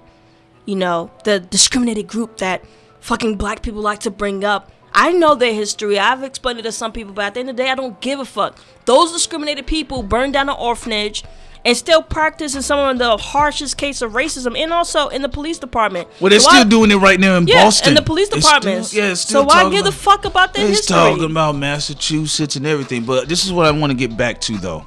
All right? Because I don't really have time to explain anything when it comes to Irish. I really don't care, to be honest with you. Is y'all going to hear about it? Y'all heard it here. We told y'all if he loses or wins, you're going to see a spike in hate crimes. That's just how it is, all right? It's the same thing that happened with Duke, all right? Even in Kentucky, when Duke loses or any of these places, when they loses in these white campuses, universities, right? And they have these crazy riots. They have these crazy hate crimes that goes unreported in the news. But they go focus on one area of an urban community where a few Negroes may have some disagreements about who's standing in front of who when it came to some Jordans, the few Negroes that are still buying them. They want to forecast it all over the news like this is happening everywhere when it's not. But there are a lot of white college kids that are having violent hate crimes they're doing violent hate crimes against black people that are minding their business, or people in general that goes unreported in the news because it'll be a bad look to the historical narrative of their campus, their little elite private campuses. So I don't care about the Irish shit. I don't care about explaining if I like or dislike it. I don't care about any of that. But I want to get back to the original focus here. Is that, again, folks, what we're saying about this subversive alt-left, alt-right energy that is taking place within hip-hop. They're having podcasts. They're also riding the wings of radio personalities, black visible personalities, and also using that energy to go back in and do what they want to do and push their sorry fuckers that they consider to be rappers, or they want to make a quick buck. See, and that's what happened. And also they're hitting on the wrong notes. Chief Keef was a one-hit wonder, but they tried to bill him as the next 50 Cent. I saw that. They put a lot of marketing dollars into Chief Keef. He ended up being a failed science project. Okay? So that's what's happening right there before your very eyes. All y'all got to do is do your own research. Also, someone asked, why do black people sell St. Patrick's Day? I don't know. I remember when I was out with my cousin Yanni and my brother, we went out, we got some ice cream. We were fucking irritated. And then we saw, out of the sea of Irish people, we saw one black guy with an Irish t-shirt. I was like, man, you fucking idiot. I don't know. That's just some weird shit. Yeah, so, but, that goes back to cultural commitment, and that's what I was saying with the platform itself. Y'all get out there, support Dead in Hip Hop, support Doggy Diamonds. I like how he gets in there and he talks about the stuff. Y'all know we always going to be right here, but we also going to be moving on to other stuff as well. We're gonna still back in with y'all. Get over to thoughtcrimesworld.com and get over there as well. We write articles. Sincere, she posted one up about Jesse Williams. I posted one up about the black death porn as well. We also gonna be having private interviews over there. Some of y'all gonna have to register. Make an exclusive site. So that's what we doing. You know what I'm saying? But at the end of the day, all we can do is show a pathway, a light, maybe different opinions. You don't have to take our word for it on some reading rainbow shit. Show you the light. But at the same time, there's a lot of lost Negroes, lost tribe motherfuckers that are still sucking on the titty of a lot of these people in hip hop who don't care, man. And It's frustrating. It is. It's frustrating to watch because you see it happening, but everybody's on this safe baby bastard shit where nobody has an opinion. Nobody wants to critique lyricism. All they want to do is just have relics like, oh, Kendrick's dope, Cole is dope, but that's it. Right? Like, I mean, them boys are dope, but we shouldn't. We should be very dissatisfied with those two options. Yeah, absolutely. Look, I don't care what you say. If you look historically for every group of people, usually, they were, they got just black people weren't on the top priority of their list. Like, just same thing in hip hop right now. Stop using like over sense, common sense. Were there cultural influences and exchange that people had? Yeah, that's how you get tap dancing from Irish and black people. At the end of the day, though, that didn't stop Irish people from burning down an orphanage. And somebody, thank you for telling me the exact date, 1864, when they, had that mob of people that they lynched black men in the streets. They burned an orphanage. They cut off the penis of the black men there. And they were vicious, along with every other races. And if you see throughout history, they've been vicious even now in the police departments that are mostly Italian and Irish. So don't give a fuck about them. Don't give a fuck about their history. Oh yeah, we appreciate you very much, RV Godzilla. He says we need to give her a medal for track lining these trolls.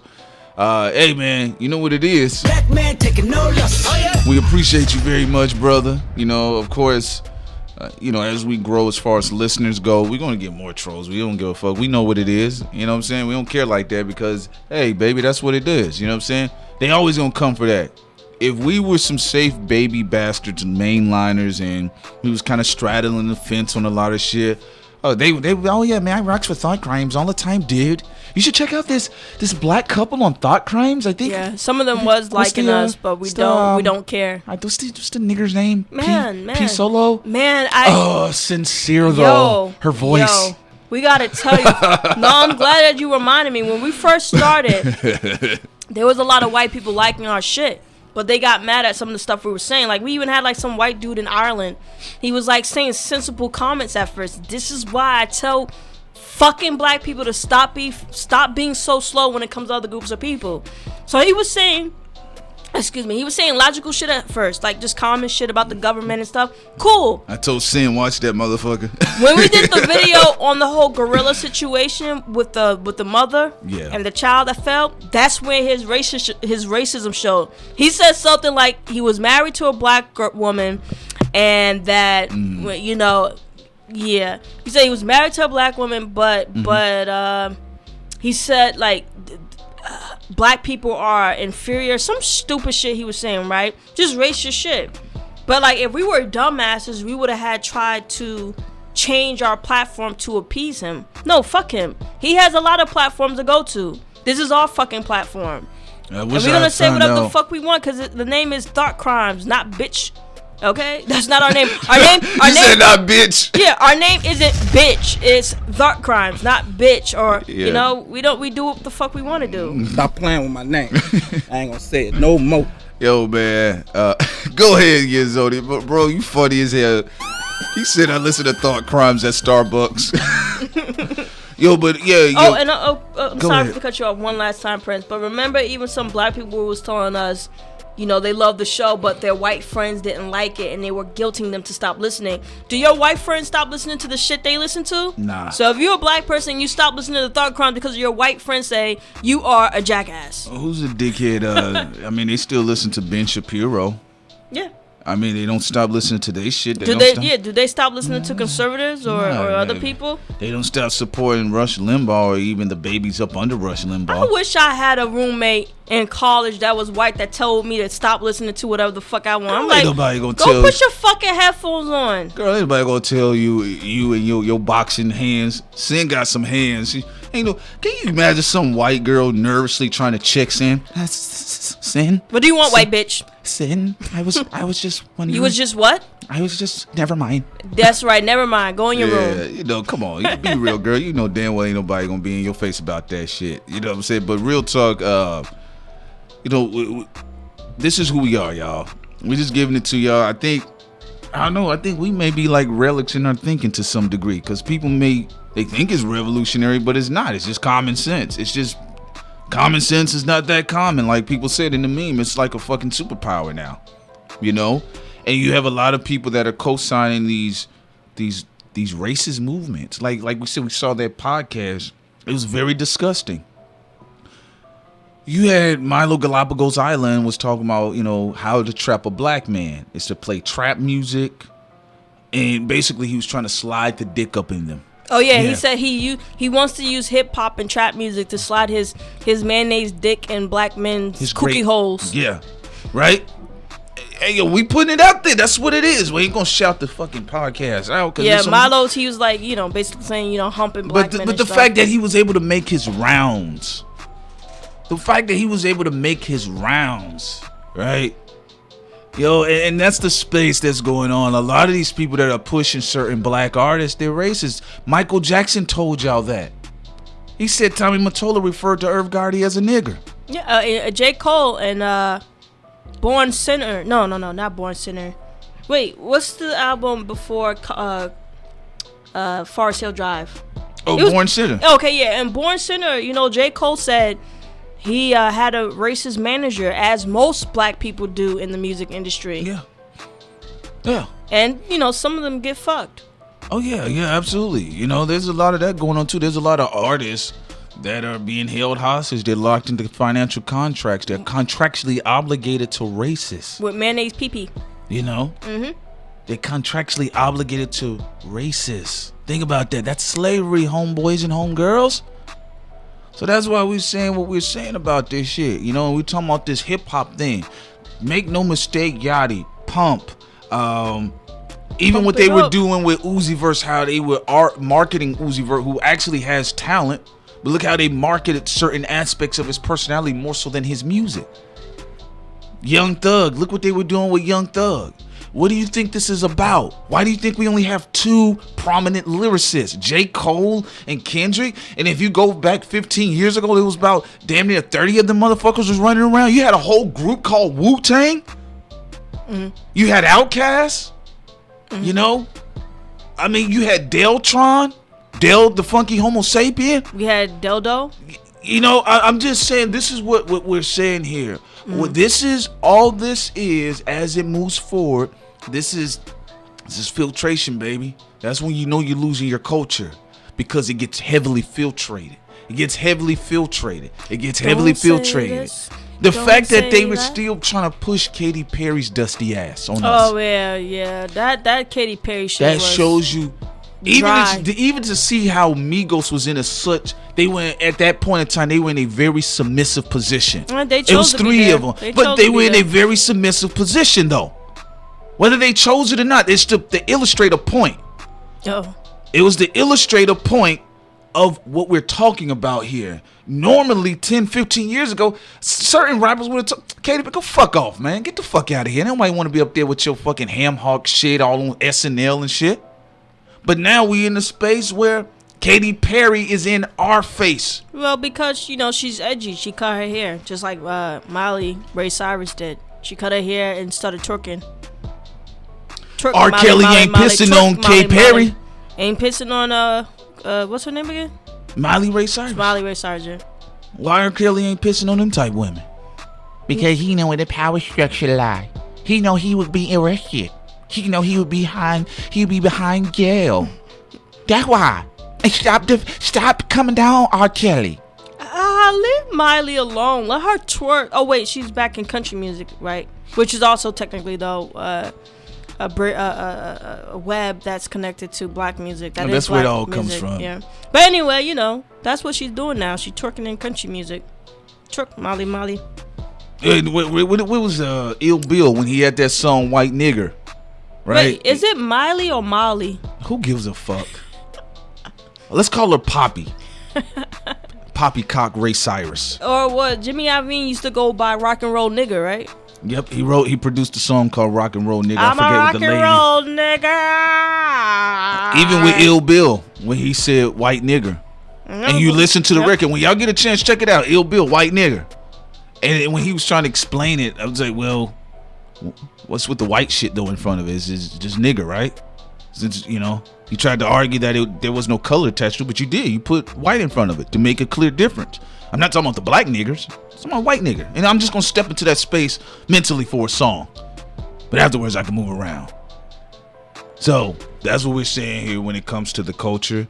That's why we get a very disrespectful fucker like Kid Rock. That a lot of black artists, they co-sign him. I got so sick of seeing Kid Rock growing up.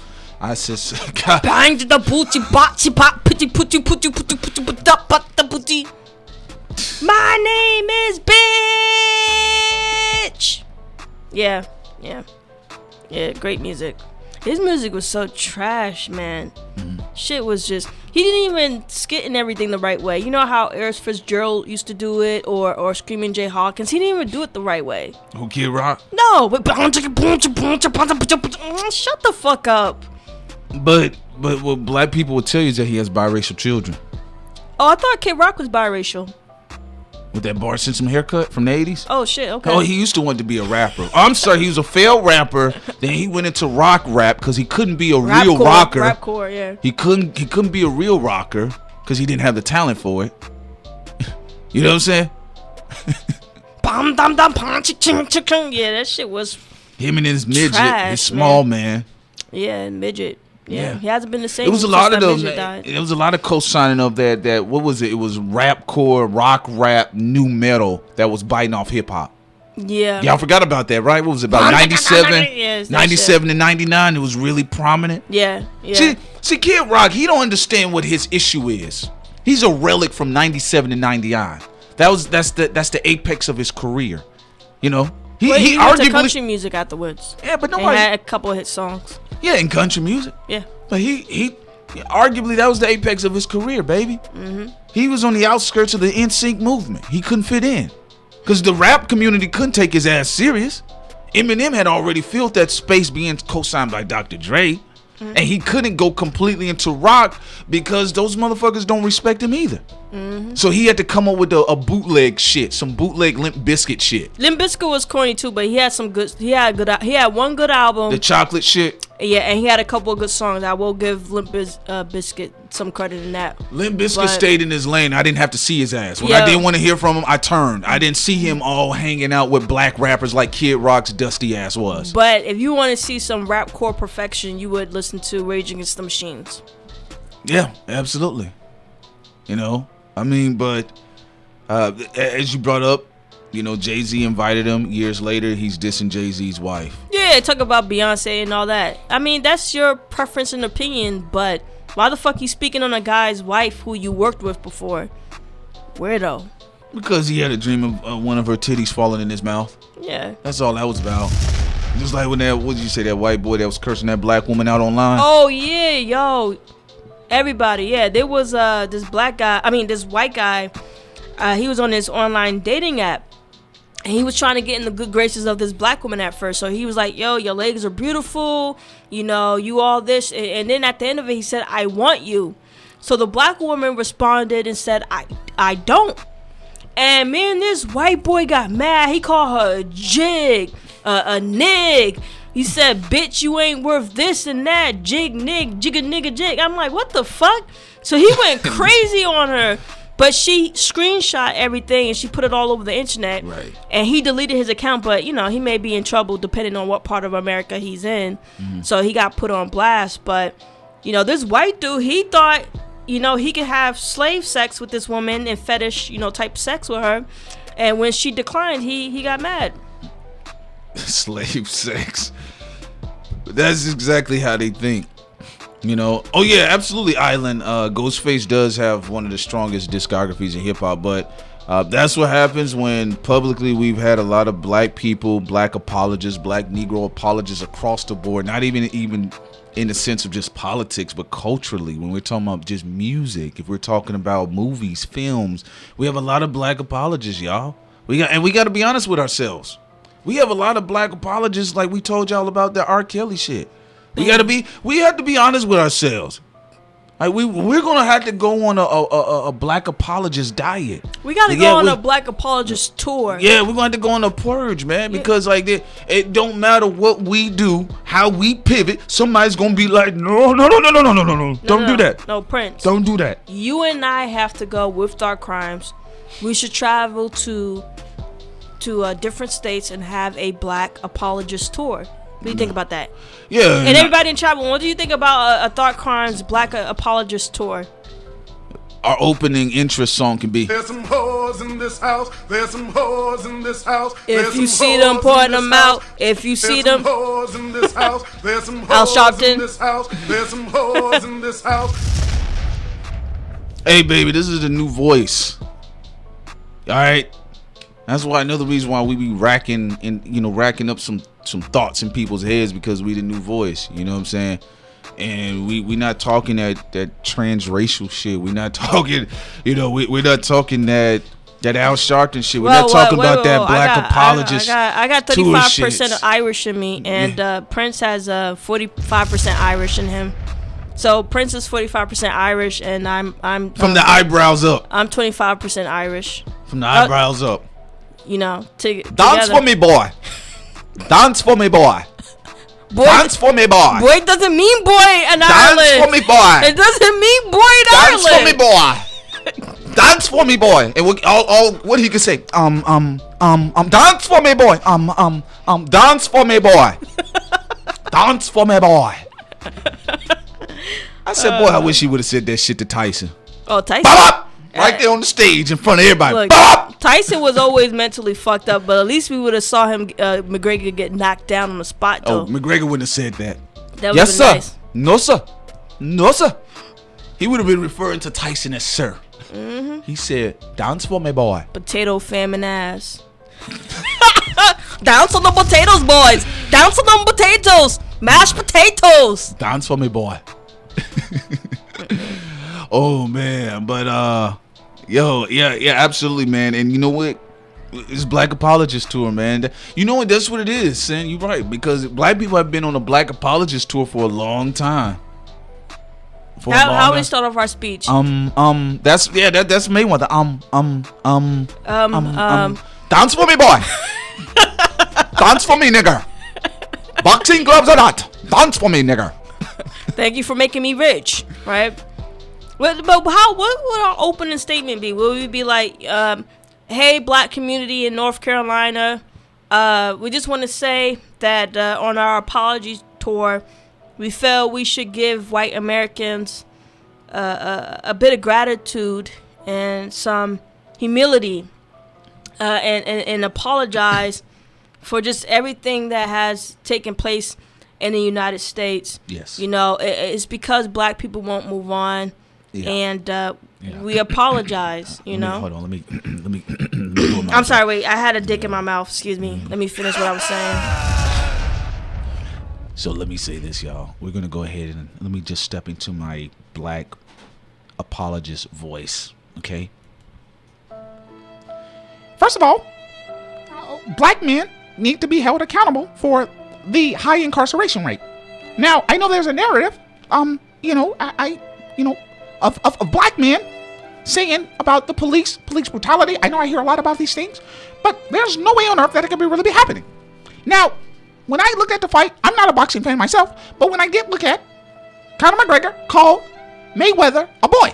Now, I'm not from Ireland, all right? I'm not from Ireland, but there's no way that he meant racism in that proper context. We have to be honest with ourselves that over 5/3 of households in the black community are headed by single pregnant crackhead mothers. Okay? That's what we need to do. We need to look at ourselves first. Okay? Now, just because somebody gets in the microphone and they use the word nigger, that doesn't mean that they're racist. Who allowed for that to happen? Us. Who created racism? Us. Okay? All right? I am a product of affirmative action. I am sitting here on Fox News Network. Who sucks dick? Me. Who hides behind the scene? Me. Who bends over the couch and spell RUN? Me. If I can do it, but by gosh darn it, you can do it yourself. Now, all you black people are out here talking about Black Lives Matter. You're talking about CNN, okay? And you're not understanding the point. It is all on us. Sandra Bland killed herself. Trayvon Martin shot himself. Were you there? No. And what are you going on? Reports. What are these reports? What are these reports? What about your kids' report cards? You don't look at that though. You don't look at that though. So I got another book coming out. Okay? It's called Really Stupid Black Men. And I got a second book coming out called Really Stupid Black Women. Okay, I'm out. There you go. That will be Damn, son, where'd you find this? That is Dark Crimes Apology Tour. A Black Apology Tour. We're going to be going everywhere in the country to have this apology tour. Of course, the tickets are going to be $200 for admission. Just letting you guys know.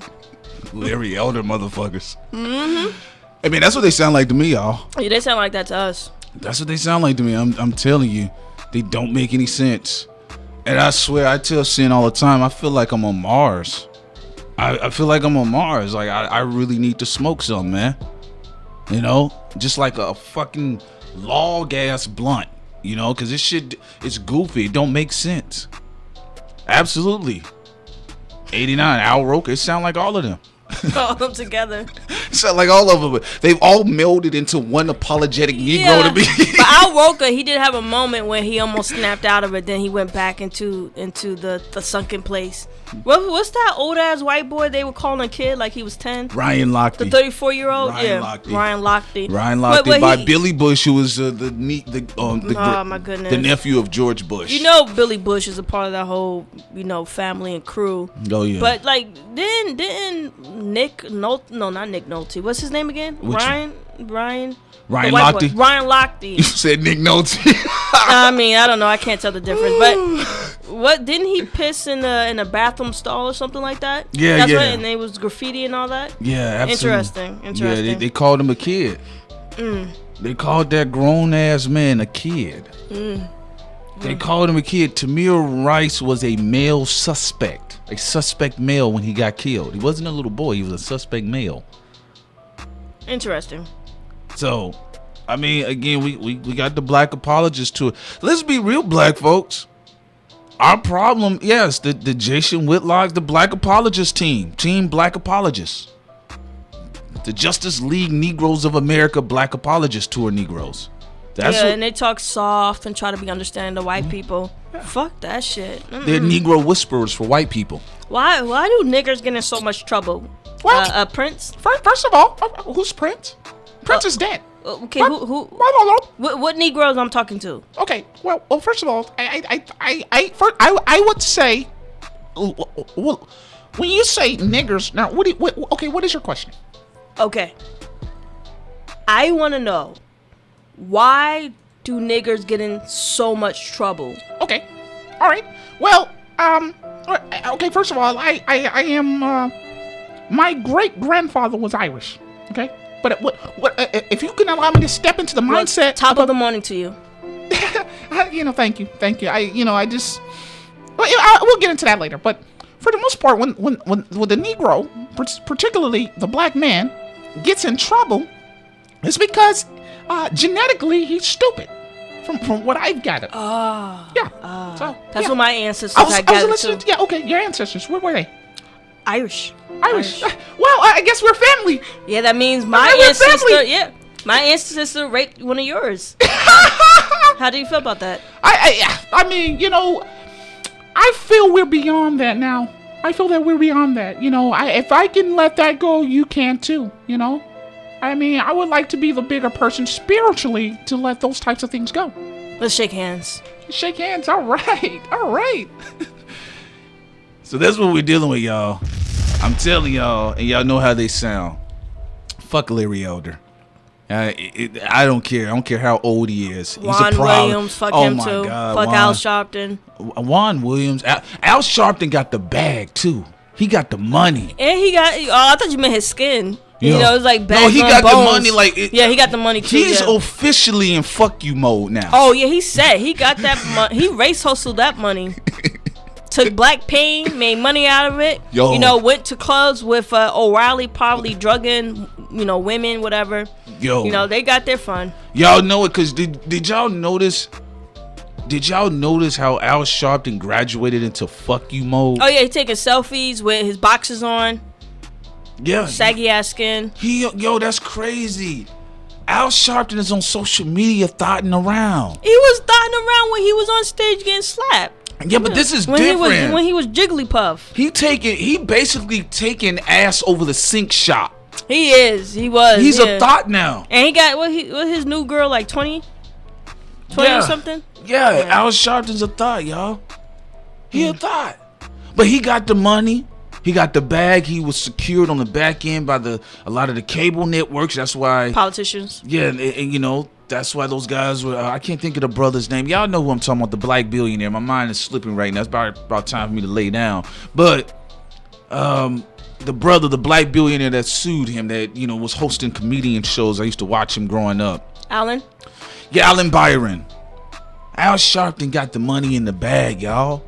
He don't even care. He don't show up to shit now. Have y'all paid attention to that? Oh, he will again. Al Sharpton, like he said, man, I'm good. I'm Gucci. You can never be too sure when they fully retired. He retired onto some young pussy. Yeah, that's how them old heads say it. Pussy. Yeah, I don't know.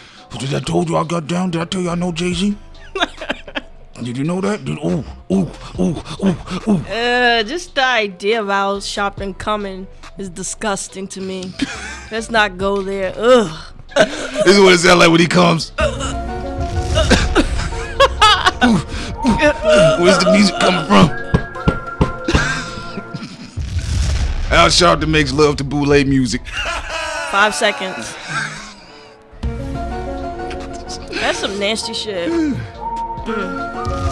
Who is the poor soul that have to give Al Sharpton some head? Oh, she ain't that concerned. She getting paid, you know. So I guess you know, for her that's good enough.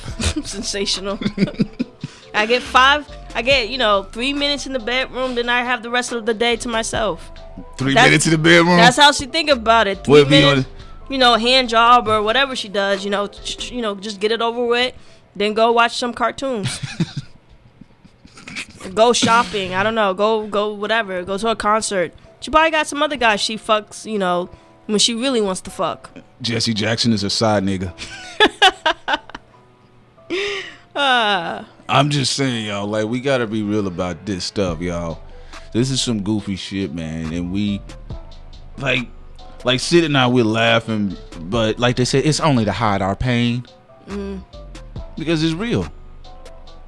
Yeah, we are Evans. We can get pretty savage with the jokes. We can go a lot further. We actually censor ourselves while we're on Thought Crimes.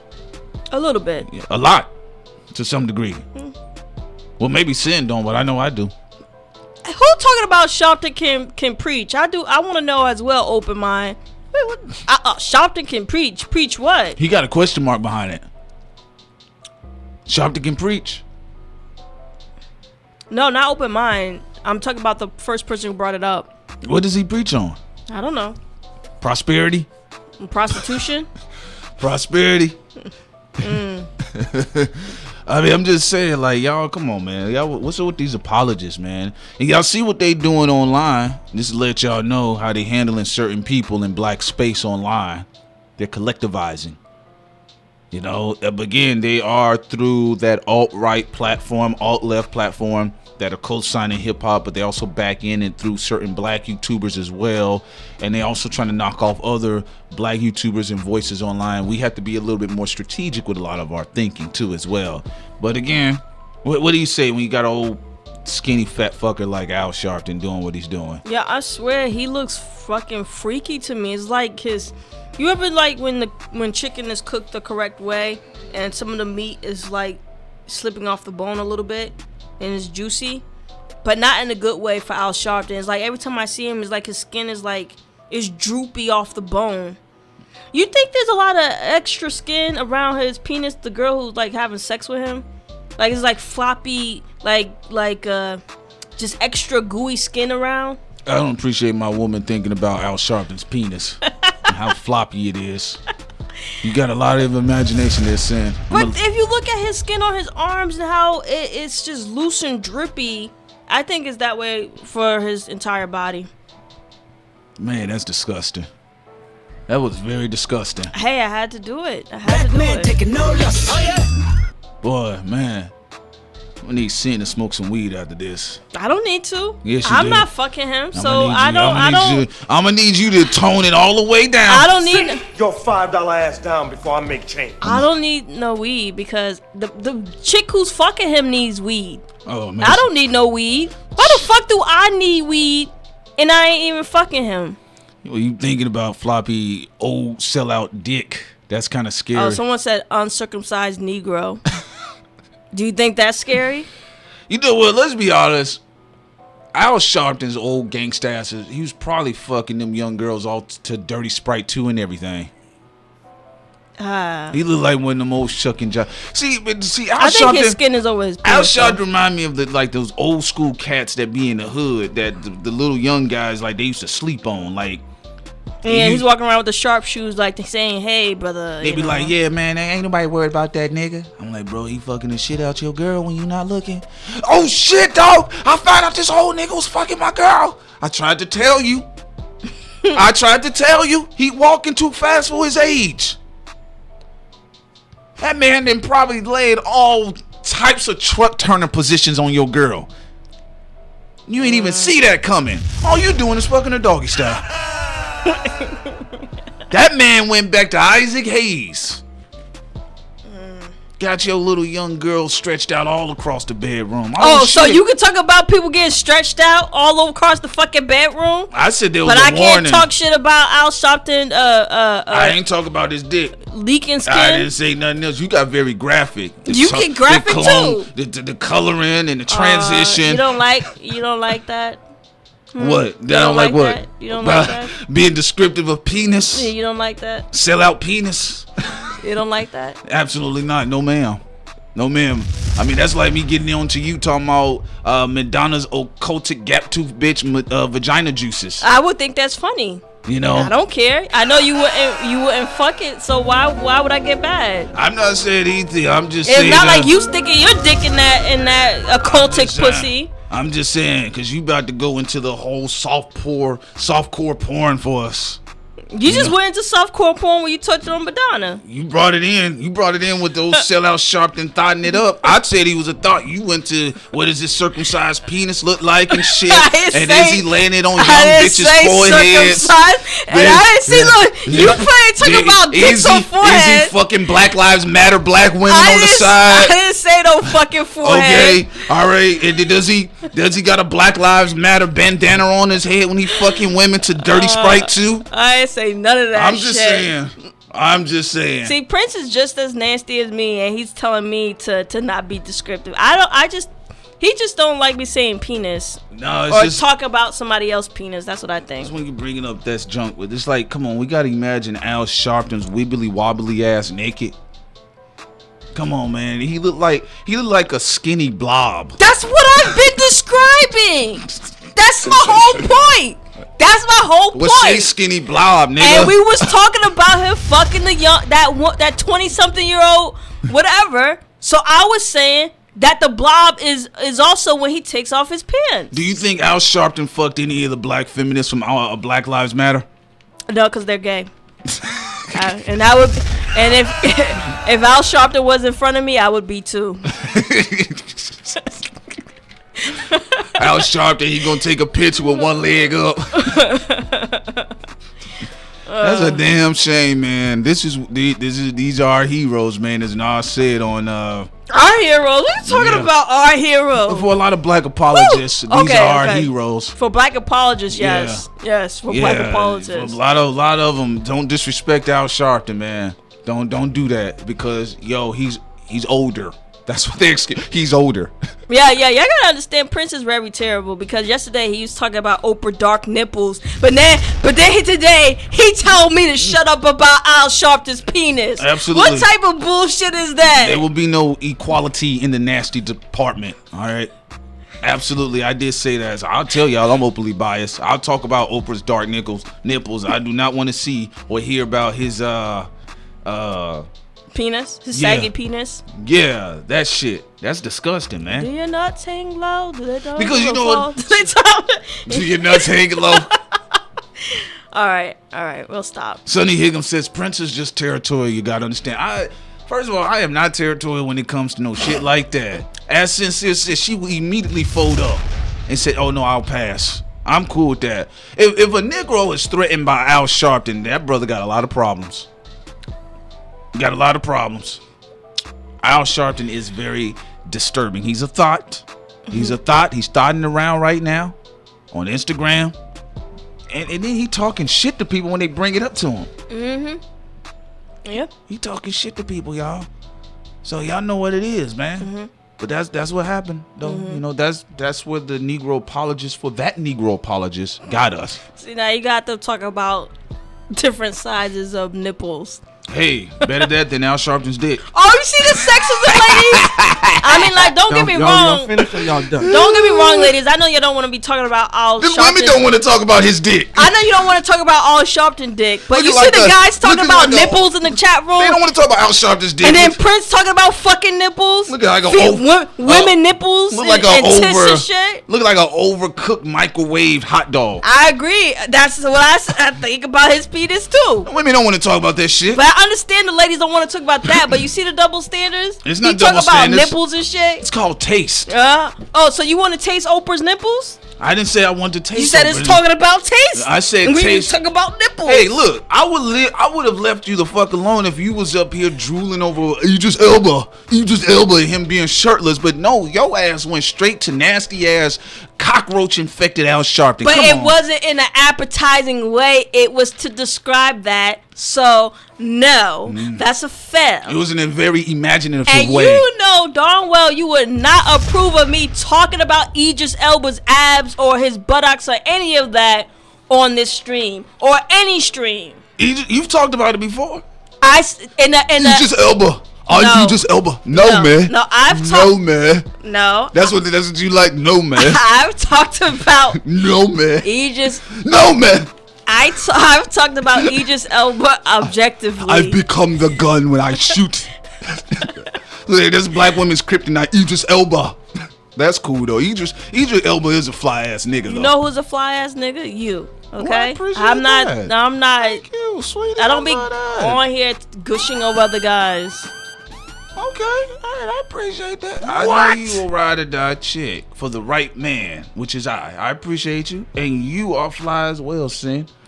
You and your boxing hands, you and your delicate body that I enjoy seeing in a summer dress, you and your smart ass East Coast Jersey mouth. Even when it does give me a headache sometimes, but that's my boo. So yes, absolutely. Yo, XK said, yo, y'all wildin'. Yo, man, it is what it is. Lord, man, this nigga's stupid.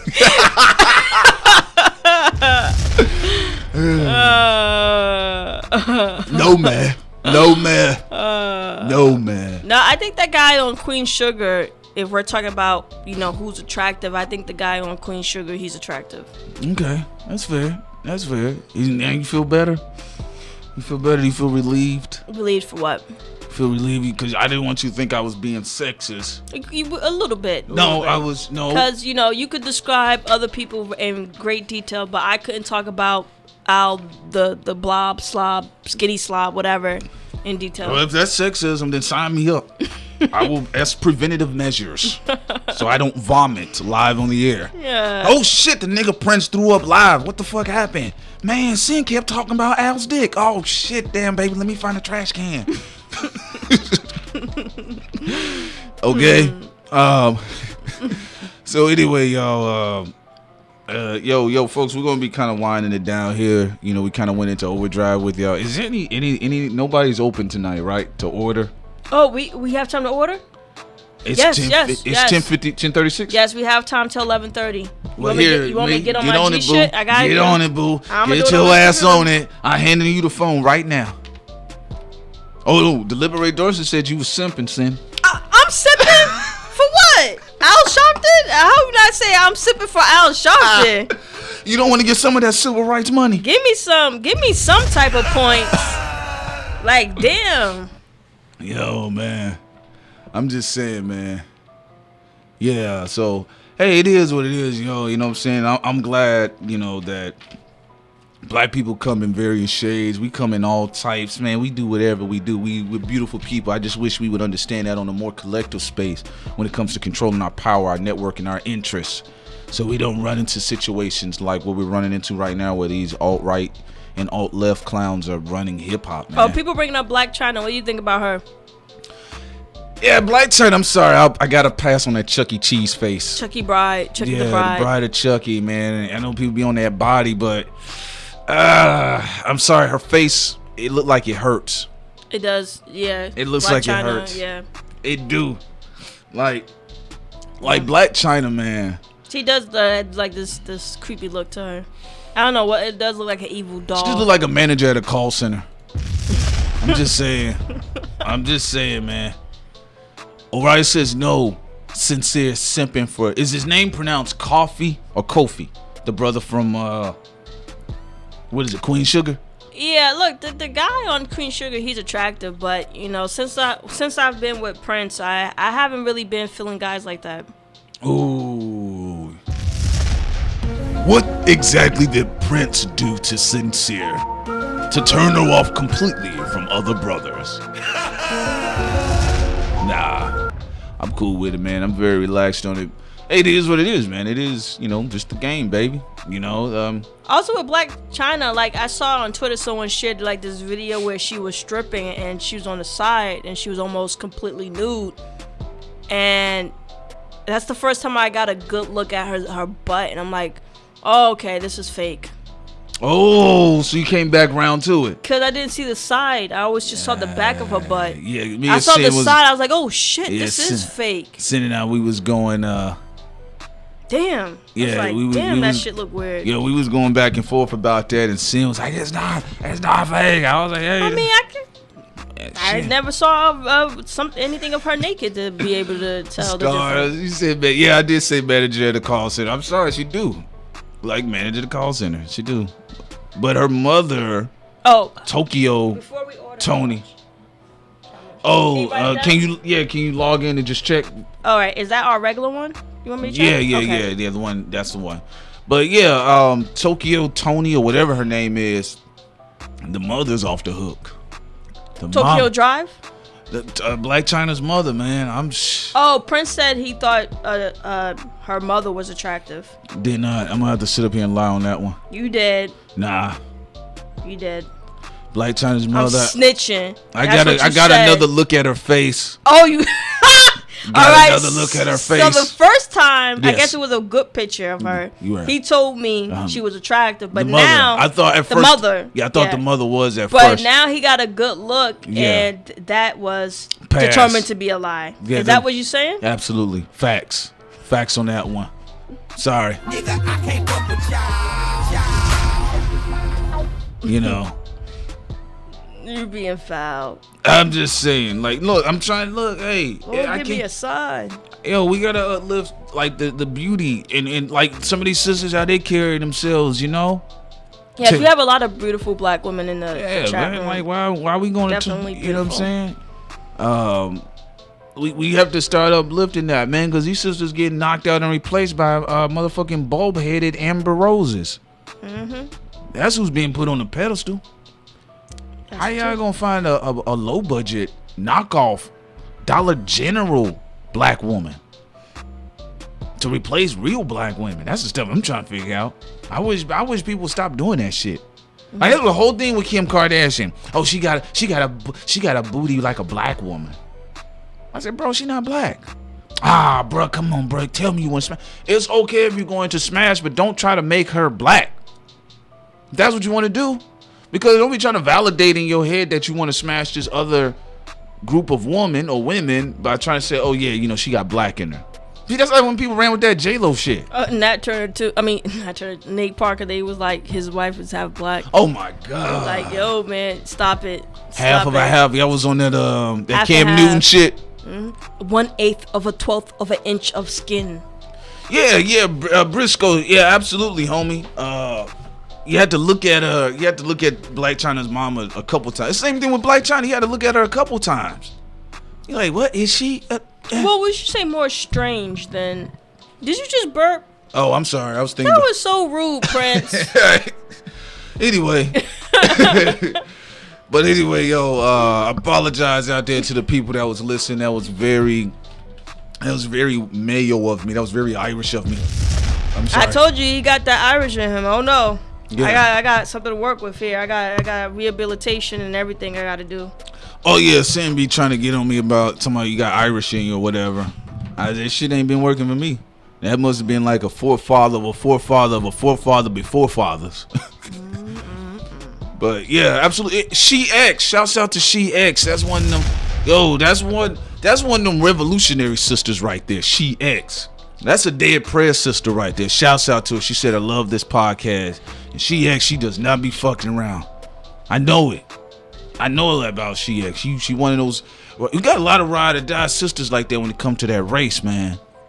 You know, She X probably at the gun range and everything with that AK-47. Mm-hmm. You know what I'm saying? But shouts out to the sister. Whatever you get in. Do you want pizza? What do you want? Oh, whatever you order, man. Whatever you can snatch. Nope. Well, What do you want? Put the. Did you see? We have some time. Did you see? Yeah, I saw it. Okay, it was substantial. All right. Well, anyway, so yeah, folks. Yeah, do the pizza thing. Wait. Can you turn the mic down again? One more time. Both our mics. Both.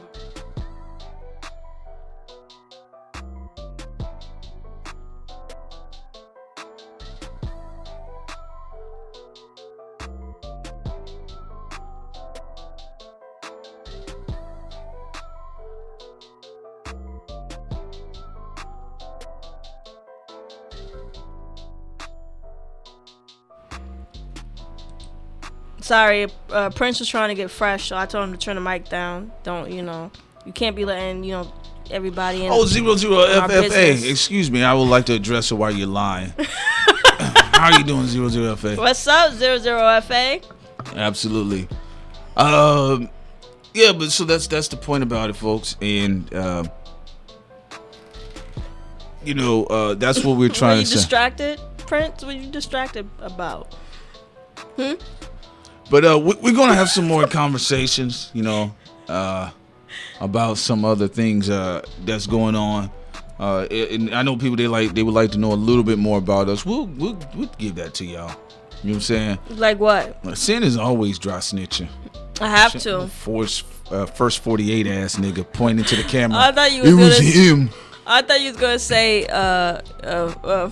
I thought you was gonna say fire for his forehead or something, because it sounded like that's the first thing that came to my mind. And that's when Sincere Ignorant pointed out the suspect, P. Solo, who she used to have a podcast with. He went on a tyrannical spree and beat the shit out of some random Negro in the parking lot. And he has been on the run ever since. But thanks to Sincere being able to point him out, we are now tracking him down. Sincere, she first 48. I'm not no first 48. Nah, she not. Unless it's for the right reasons. I would love to snitch on Al Sharpton. I would love to snitch on him, but anyway, I guess we're gonna go ahead and kind of drop it off here, folks. Yeah, man. I want to order some stuff off for Instacart. Yeah, y'all. We're gonna go ahead now and get y'all going. You know what I'm saying? So, folks, today is. Stop dating us. They don't need to know the day. No, I'm talking about for the next live stream. Friday. Yeah, Friday we will be popping off again. We may do a surprise one on Wednesday. Yeah, pending if certain things will happen. Also, get over there and check out that video we uploaded. You know what I'm saying? We put up the video about R. Kelly and what was happening to the family. Yeah. And now this look like R. Kelly's about to get re-lynched again. All right. I wouldn't say lynch. He's gonna get something he actually deserves. It's gonna be a long delayed blow. That's what's gonna happen. And I'm pretty sure the conspiracy buffs, they're gonna be like, well, what's going on? First they went from Cosby. Shut the fuck up. Go do your research. But folks, we do appreciate y'all very much. Also, y'all can go and follow us on Instagram. We do have it up. All right, we got the Instagram up. Also, I got mine. I am Prince Solomon. You can Instagram me. You can Instagram us on Thought Crimes as well. Young and Conscious Prince and Sincere seem like they box each other. You're getting warm. She said warm. Yeah, man. Yeah, Sincere, she did. Didn't you participate in MMA a couple times? Like, you was taking some lessons, some classes? No, that was somebody who was showing me like certain techniques for that. Yeah. Yeah, cause Sid, she used to like, you know, like alpha ass Negroes, right? So she was in the MMA training octagon with a couple of them. Don't exaggerate it like that. You know what I'm saying? For some butch girl beat my ass. Oh, she was out there beating bitches on the floor. I know Sincere. Man, I saw her dropping bitches like dimes. No, I just know some moves. Yeah. She tried to perform on me one time. What was it, grappling hook or something on my arm or something? Oh, yeah. I like trying to get him. Pushed her ass into the door. Get your little ass off me. Oh, don't think. All right, you did it eventually.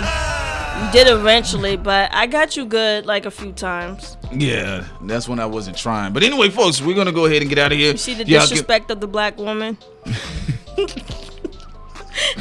The black woman. Ain't I a woman? Do I not bleed when I burp? Yo, shouts out to the sisters listening and the brothers as well. XK said I'm a domestic violence victim. But look, y'all, here's the thing.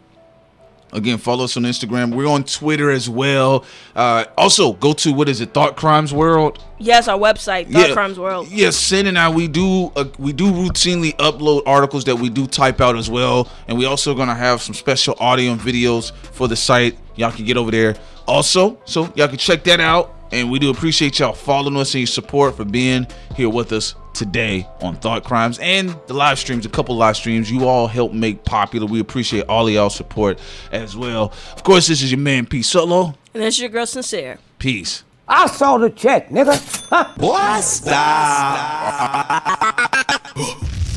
Damn, son, where'd you find this?